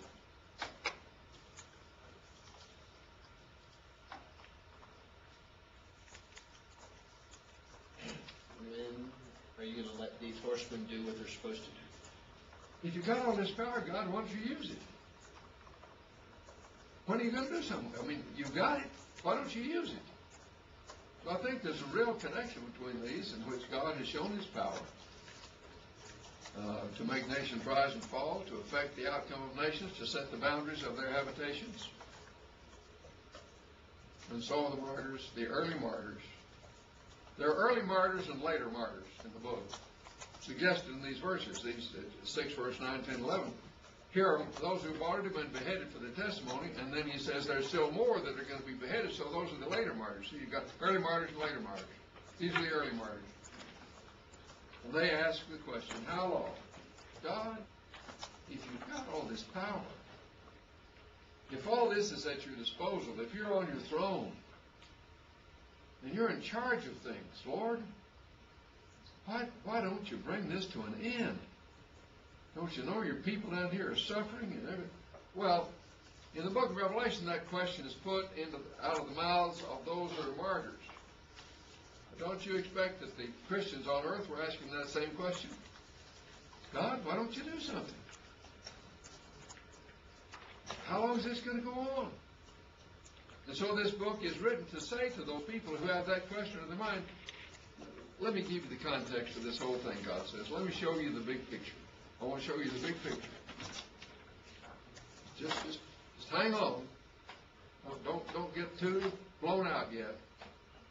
And so he puts the question that is in the minds of a lot of Christians on earth in the mouths of these martyrs who are already in heaven, who probably also had the question. But anyway, here's the question. How long, O Master, holy and true, do you not judge and avenge our blood on? Judge, how long do you not judge and avenge? Remember those two words. How long before you judge and avenge our blood? And they're not asking for revenge. They're asking for justice. God, you have the power. We know what is right. We know who's the right side on this. We know who the good and bad guys are. We know who the guys are wearing the white hats and the black hats. Lord, why don't you do something?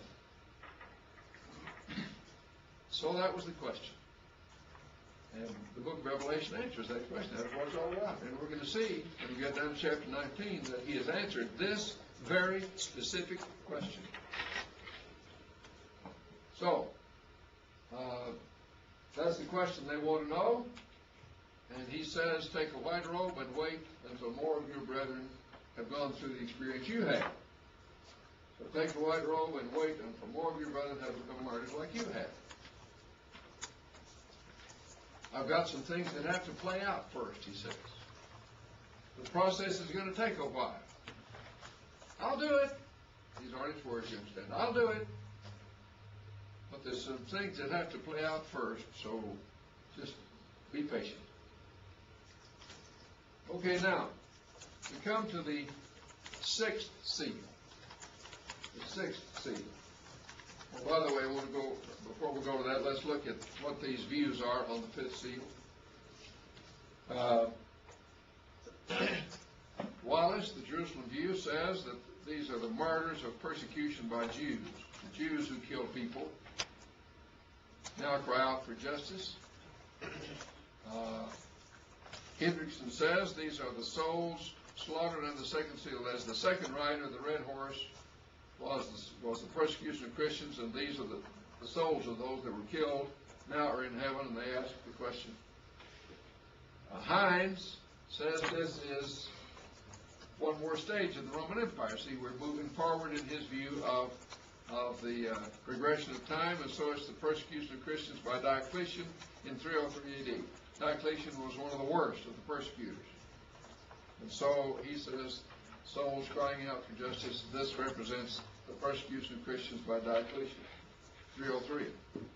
And Lindsay connection with persecution on earth to believers during the Great Tribulation. Great Tribulation. Okay. Now let's go to the sixth seal. The sixth seal is opened. And there's an earthquake. And the sun is darkened. turn to blood and the stars fall from heaven, and the heavens are rolled up like a scroll, and the people want the mountains to fall on them, and they seek caves to hide in.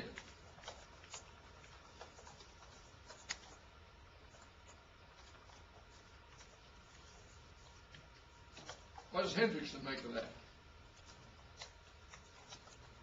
Remember Hendrickson's view. Is it 1 to 3, first to second coming? 4 to 6, first to second coming? So what's he going to make of this? Second coming. Second coming. Well, doesn't it sound like the end of the world to you? I mean, look. Earthquake, and the sun is darkened, and the moon is turns to blood, and the stars fall out of the sky, and the heavens are rolled up like a scroll, and the people want mountains to fall on them, and they seek caves to hide in. Doesn't that sound like end of the world stuff to you? It's not hard to imagine people would come to that conclusion. I once heard a preacher preach this as a way of scaring people into trying to do the right thing, because this is what it'll be like when the world comes to an end. Well, do any of those expressions remind you of anything?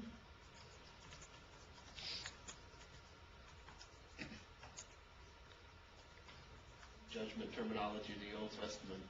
Exactly. Every one of those is a clip out of the Old Testament.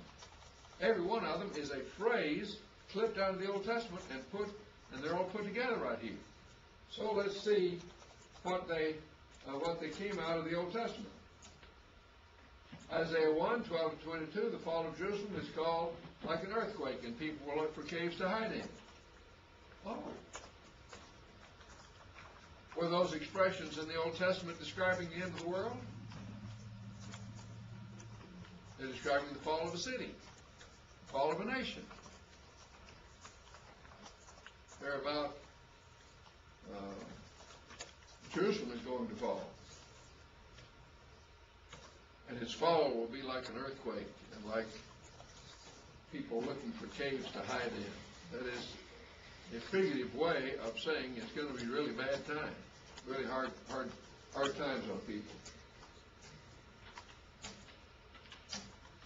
Isaiah 13, 9 to 16, the fall of Babylon is described as the sun being darkened and the moon and the stars ceasing to shine.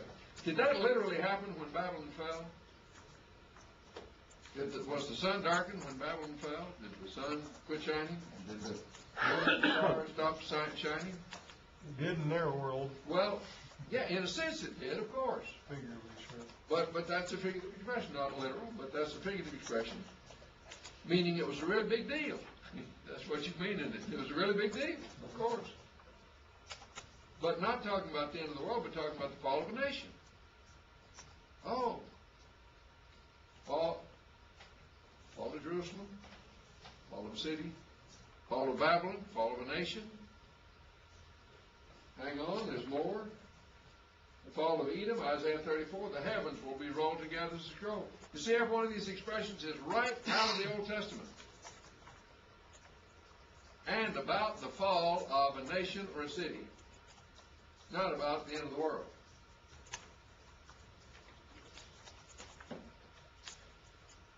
Fall of Edom. The heavens were rolled together as a scroll.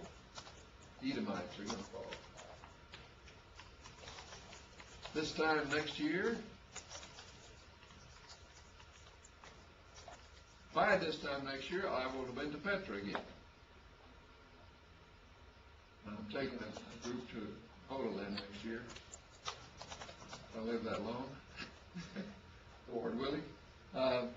But the Edomites lived in this red rock city. Have you ever seen Indiana Jones and the Last Crusade? He goes down through this long, narrow thing, and then comes upon this building that's carved into the wall of the kind of a cliff here. That's Petra. That's a real picture of Petra.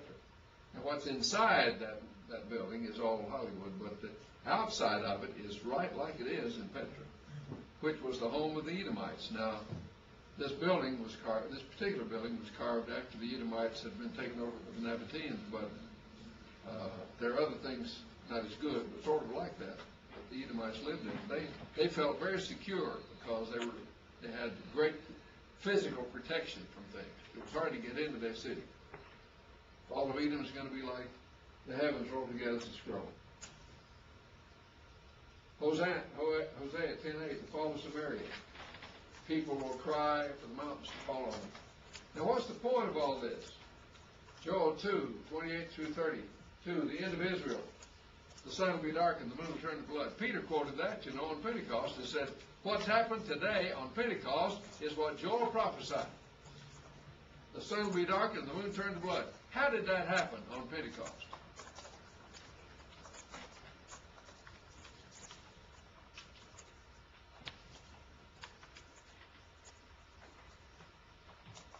Did Peter go outside and see, the sun's not shining.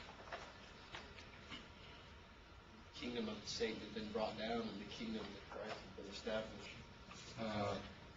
This was the beginning of the end of the Jewish age, and so it was the end of Israel.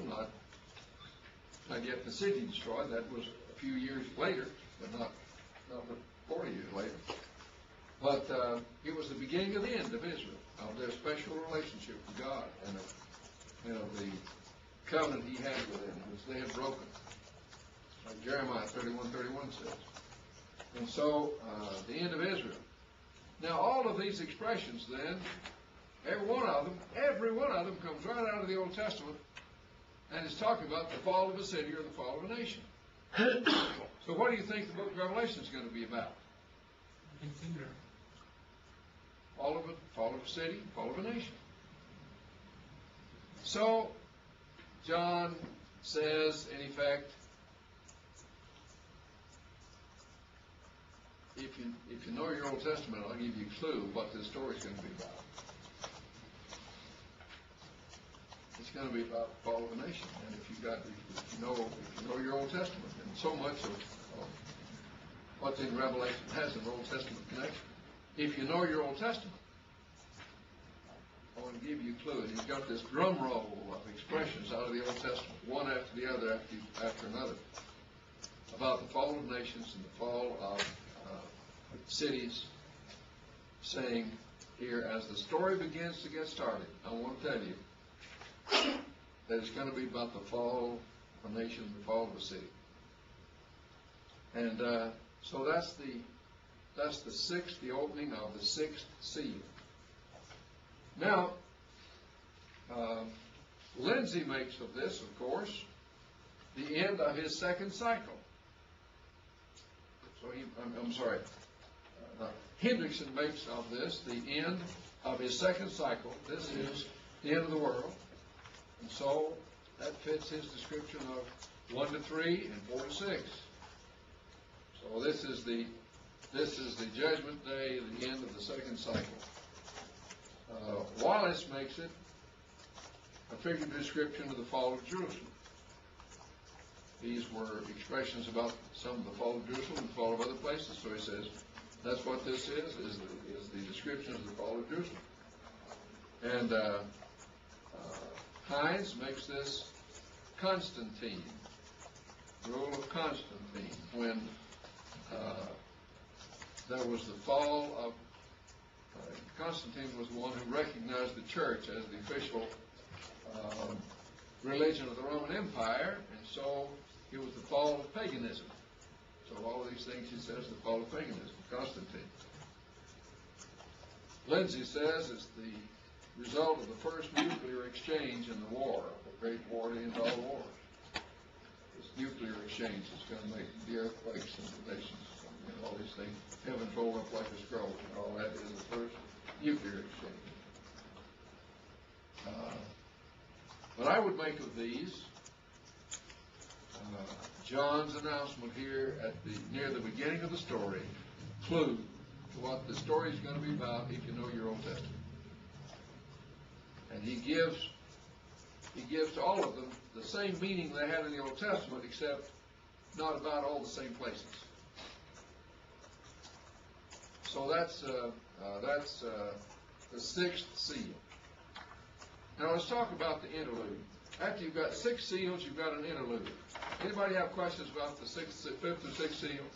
Yeah. Could you please give me your summary, just your view of the sixth seal? Sixth seal, yeah. 2 sentences, I think. Yeah, it is, the sixth seal is a recitation of expressions from the Old Testament about the fall of cities and nations to suggest there's going to be another similar event. See, before we get to the end of Revelation, we're going to read about the fall of Rome. It hadn't happened yet, but we're going to read about it and how God's going to do it. And so here at the beginning, he says, if you know your Old Testament, I want to give you a clue what this story is about. It's going to be about the fall of a nation, just like these expressions were about the fall of nations in the Old Testament. I'm using them all here about the fall of a nation. That's what's going to happen. Now, I hope we make enough references to the Old Testament scriptures as we're studying this for you to get the point that there's a lot of Old Testament in the book of Revelation. We won't get it all. We won't be able to mention it all. I'm sure I don't understand it all, but there's a lot of the Old Testament in the book of Revelation, which is, you see, one of the ways that John expected, or Christ expected, people to understand the book, if they know their Old Testament. If somebody in that church knows their Old Testament, they should be able to make the connections. Okay, so that is not, as I understand it, not about the end of the world. It's a prelude to what's coming.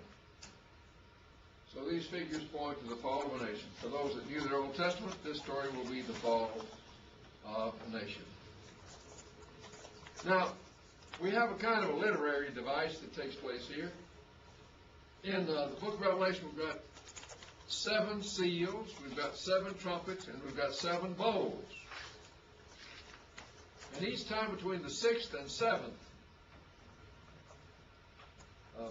seal or trumpet or bowl, there is an interlude. So as we come to this point, we're beginning chapter 7, and we're coming to the interlude between the 6th and the 7th seal. And here's what happens in the interlude.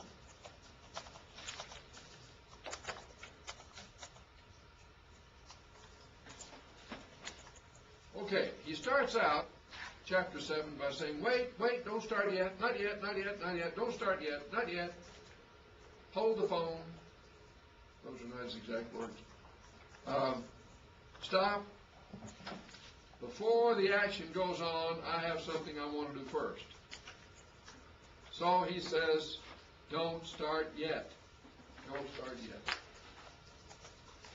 What do you want to do first, God? I want to put my seal on somebody. I want to put my seal on somebody. So, who are you going to seal, Lord? I'm going to seal 144,000. Well, who is this 144,000? It's 144,000, 12,000 out of each of the 12 tribes of Israel. 12 tribes, 12,000, 144,000. I'm going to put my mark, my seal, on 144,000. Don't start yet until I've marked my people with my seal. Later on, it said that God's people have His name inscribed on their foreheads, and I guess that's what this is talking about, although it doesn't say that here. I'm going to seal the 144,000, 12,000 out of each of the 12 tribes of Israel. Okay.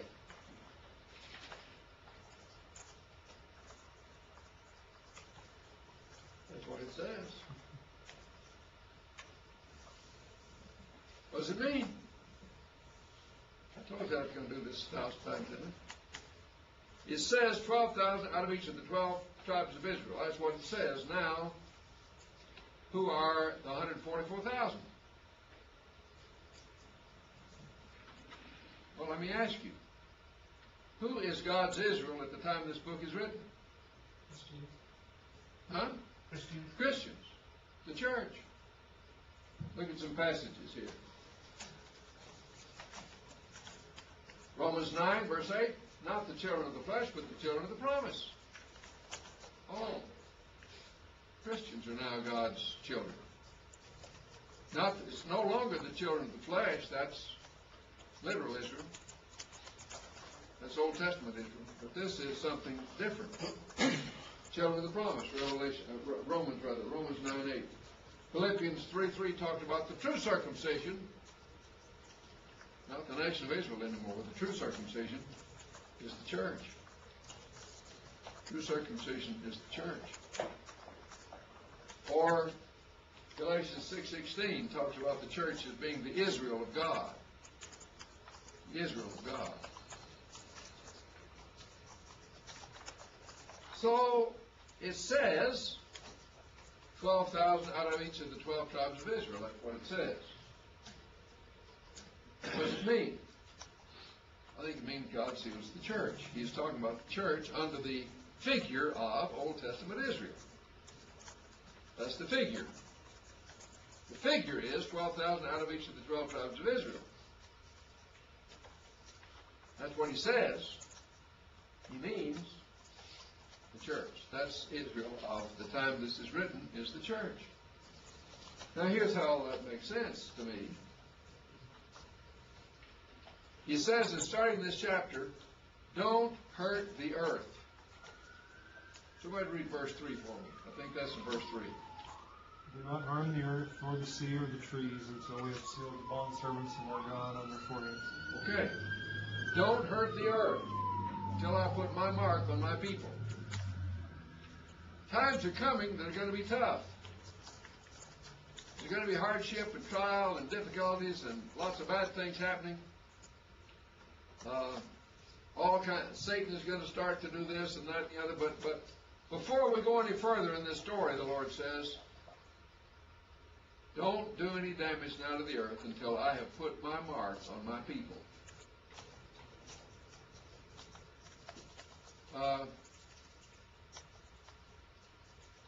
If you were being oppressed,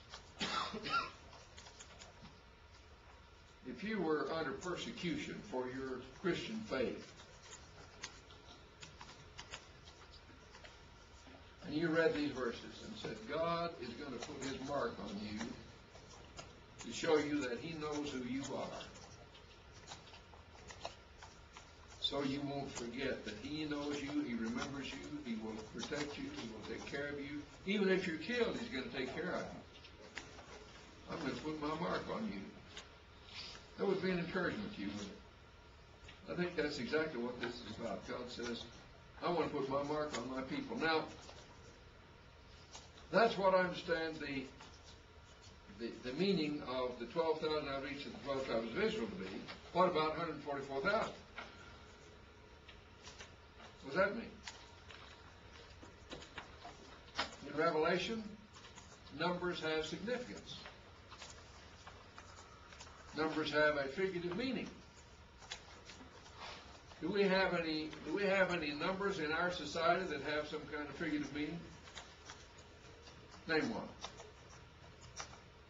Lucky 7. Lucky 7. 13. Not lucky 13. You ever stayed on the 13th floor of a hotel?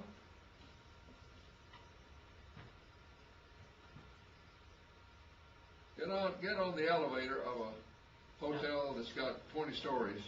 They'll just give it a... And notice what happens. 10, 11, 12, 14, 15, 16. They don't even number a hotel floor as 13 because too many people wouldn't want to stay on it. The message of that is don't ever stay on the 14th floor of a hotel, because that's really the 13th floor. Technically, there is a 13th floor. That's right. That's right. See, so don't ever stay. My point is, we have numbers that have symbolism too, you see. But they did it more than we do. So what's the symbolism of 144,000? Well, they gave, their number for the earth was 3, and the number for divinity was 4. 3 times 4 is 12, and so 12 covered everything. 12 was complete. 12 was the number that meant fullness, completeness. So if you take 12 times 12, what have you done? Completely complete. Completely complete, exactly, completely complete. Now, do we ever use 1,000 in a symbolic way in our culture? I've told you 1,000 times not to tell me that. That is, I've told you to a fullness. I've told you sufficiently. So 12 times 1,000 is a way of saying complete times complete times complete, okay? So how many of God's people is he going to mark? Is he going to miss any? Are you going to be left out? He's going to mark every last one of his people, the whole 144,000 of them. Now, if I said, for example, I hope I'm not 144,001 because God won't mark me, that would not be doing justice to this passage, would it? Point is not. God is going to select 144,000 of Christians, and if you're not in that select number, you're out. Or as some 144,000 Christians are going to go to heaven and everybody else doesn't make it. If you're not one of the select 144,000, then you don't get to go to heaven. You'll have a lifetime on rejuvenated earth, but you don't get to go to heaven. So, I believe that's a misunderstanding of what this is about. What this is really about is God is going to mark his people to let them know that he hasn't forgotten them. He's going to write his name on them to let them know that they're his. And he won't miss a one. He's going to get them all. Now, the book of Revelation is a story.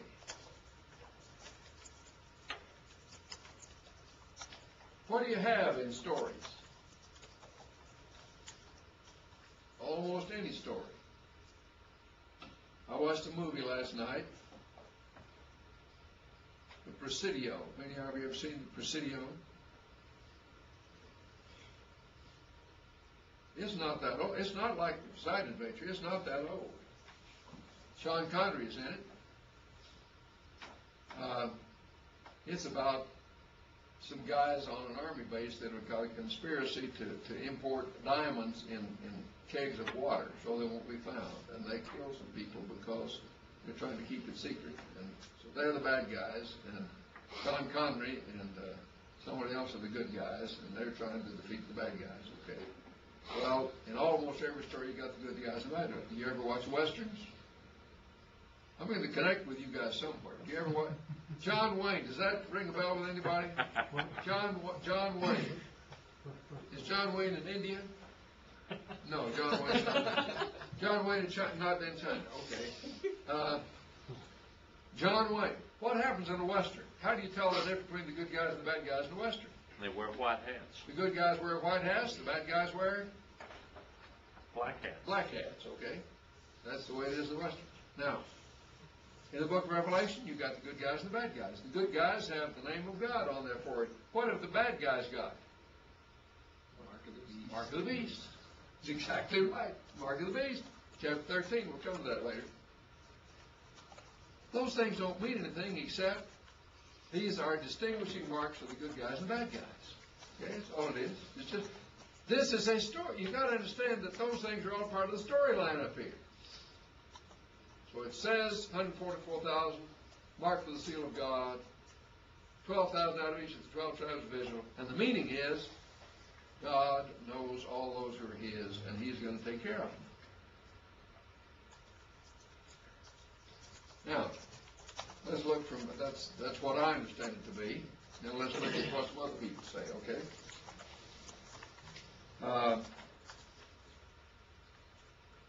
Wallace says, that this interlude represents a period of escape from the coming Roman army to destroy Jerusalem. God is going to save 144,000 Christians out of the city of Jerusalem. Were they Christians who got out of the city before it was too late? Yes, they were. Eusebius tells about that. They went to Pella. So that is a fact. So that's what he's talking about here. Well, if you start with the presumptions that well staked, well, that would fit pretty well. Hines says that 140,000 represents large numbers of fleshly Jews to be saved after Constantine. 340 AD to 400 AD, that a lot of Jews will turn to Christ. After Constantine makes Christianity the official religion of the church, a lot of Jews will turn to Christ. After all, it's 140,000, 12,000 each and 12,000 Israel, so Jews are going to become Christians. That's what he says it means. Henderson speaks of the church militant of the Old and New dispensations, and that this represents spiritual Israel, that is the church of God on earth. So he agrees that this is kind of the church on earth, church of God on earth. Lindsay's got a wonderful view on this. Let's talk about Lindsay's view.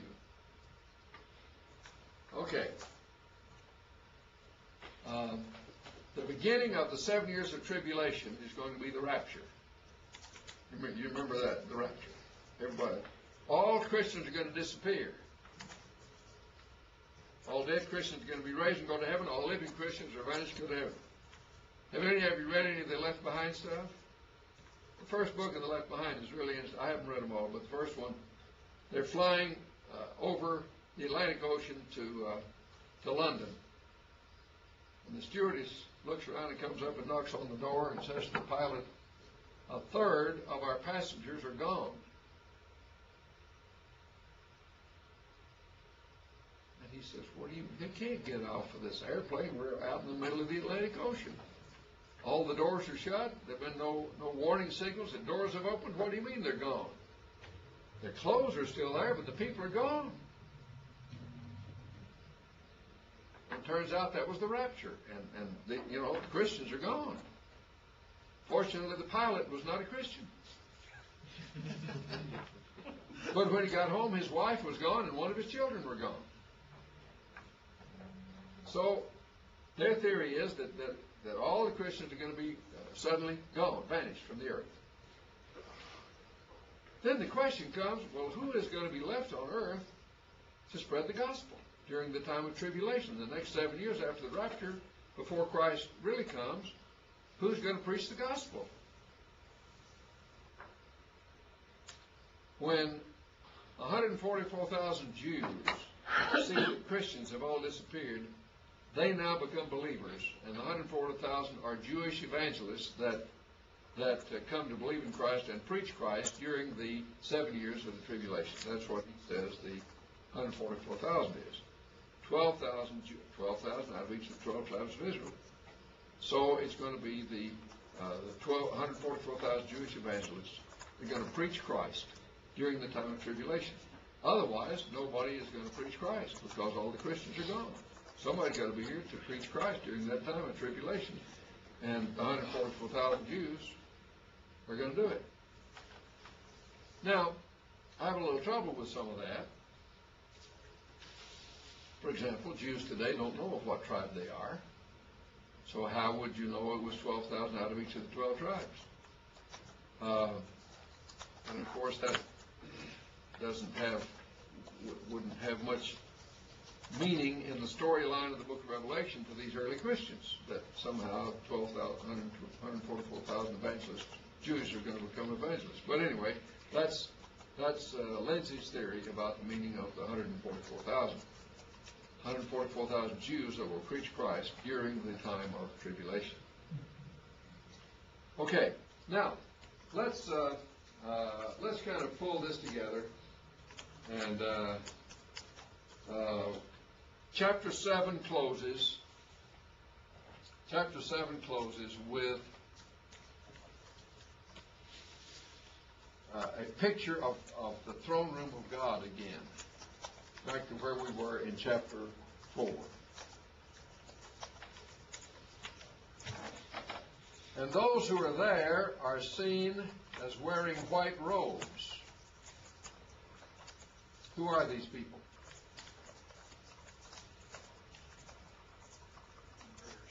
The martyrs that we saw back in chapter 6, verse 9. 10, they got white robes, and now here they are. They're serving before the throne of God. They are, nothing bothers them anymore. They're living in a state of perfect peace and joy.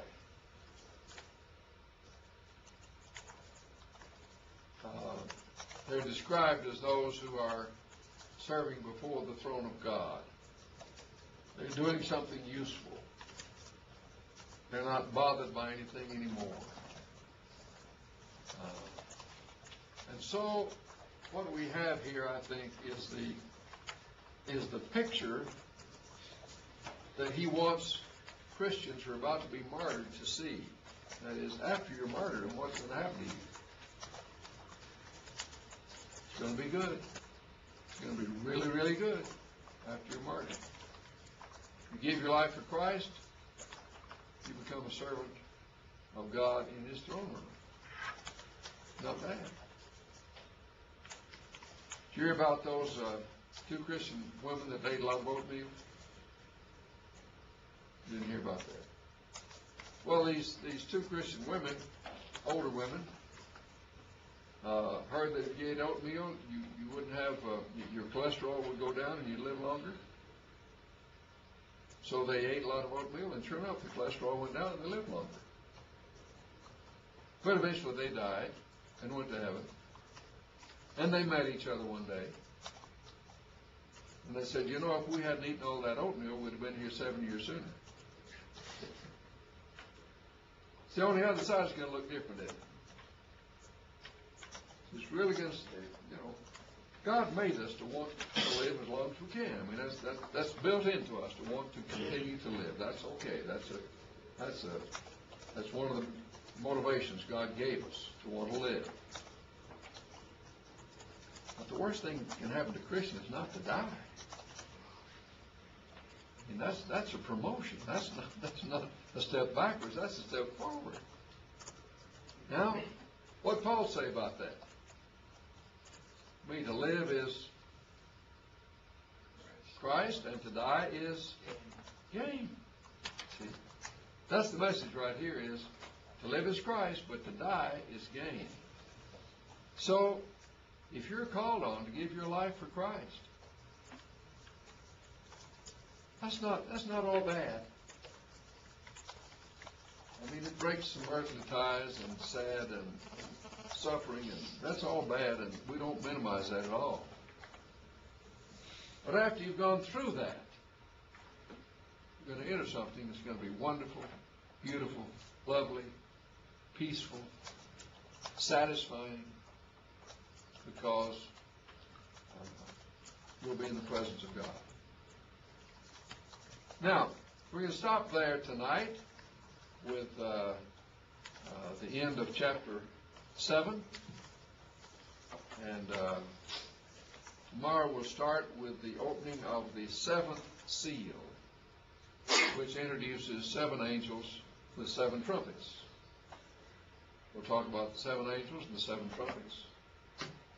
And then we'll continue on tomorrow and cover down through chapter 15 is the plan.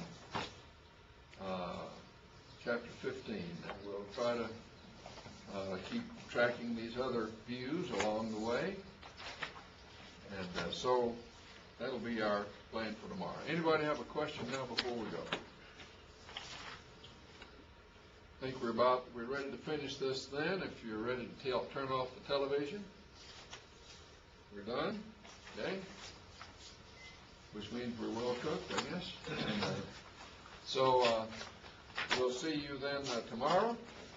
And you need to be, spend some time in reviewing these things and studying on them and trying to get some of these things sort of in your mind, so you'll be preparing for the exam on Friday. And that'll be important for you to do as we move along through the week.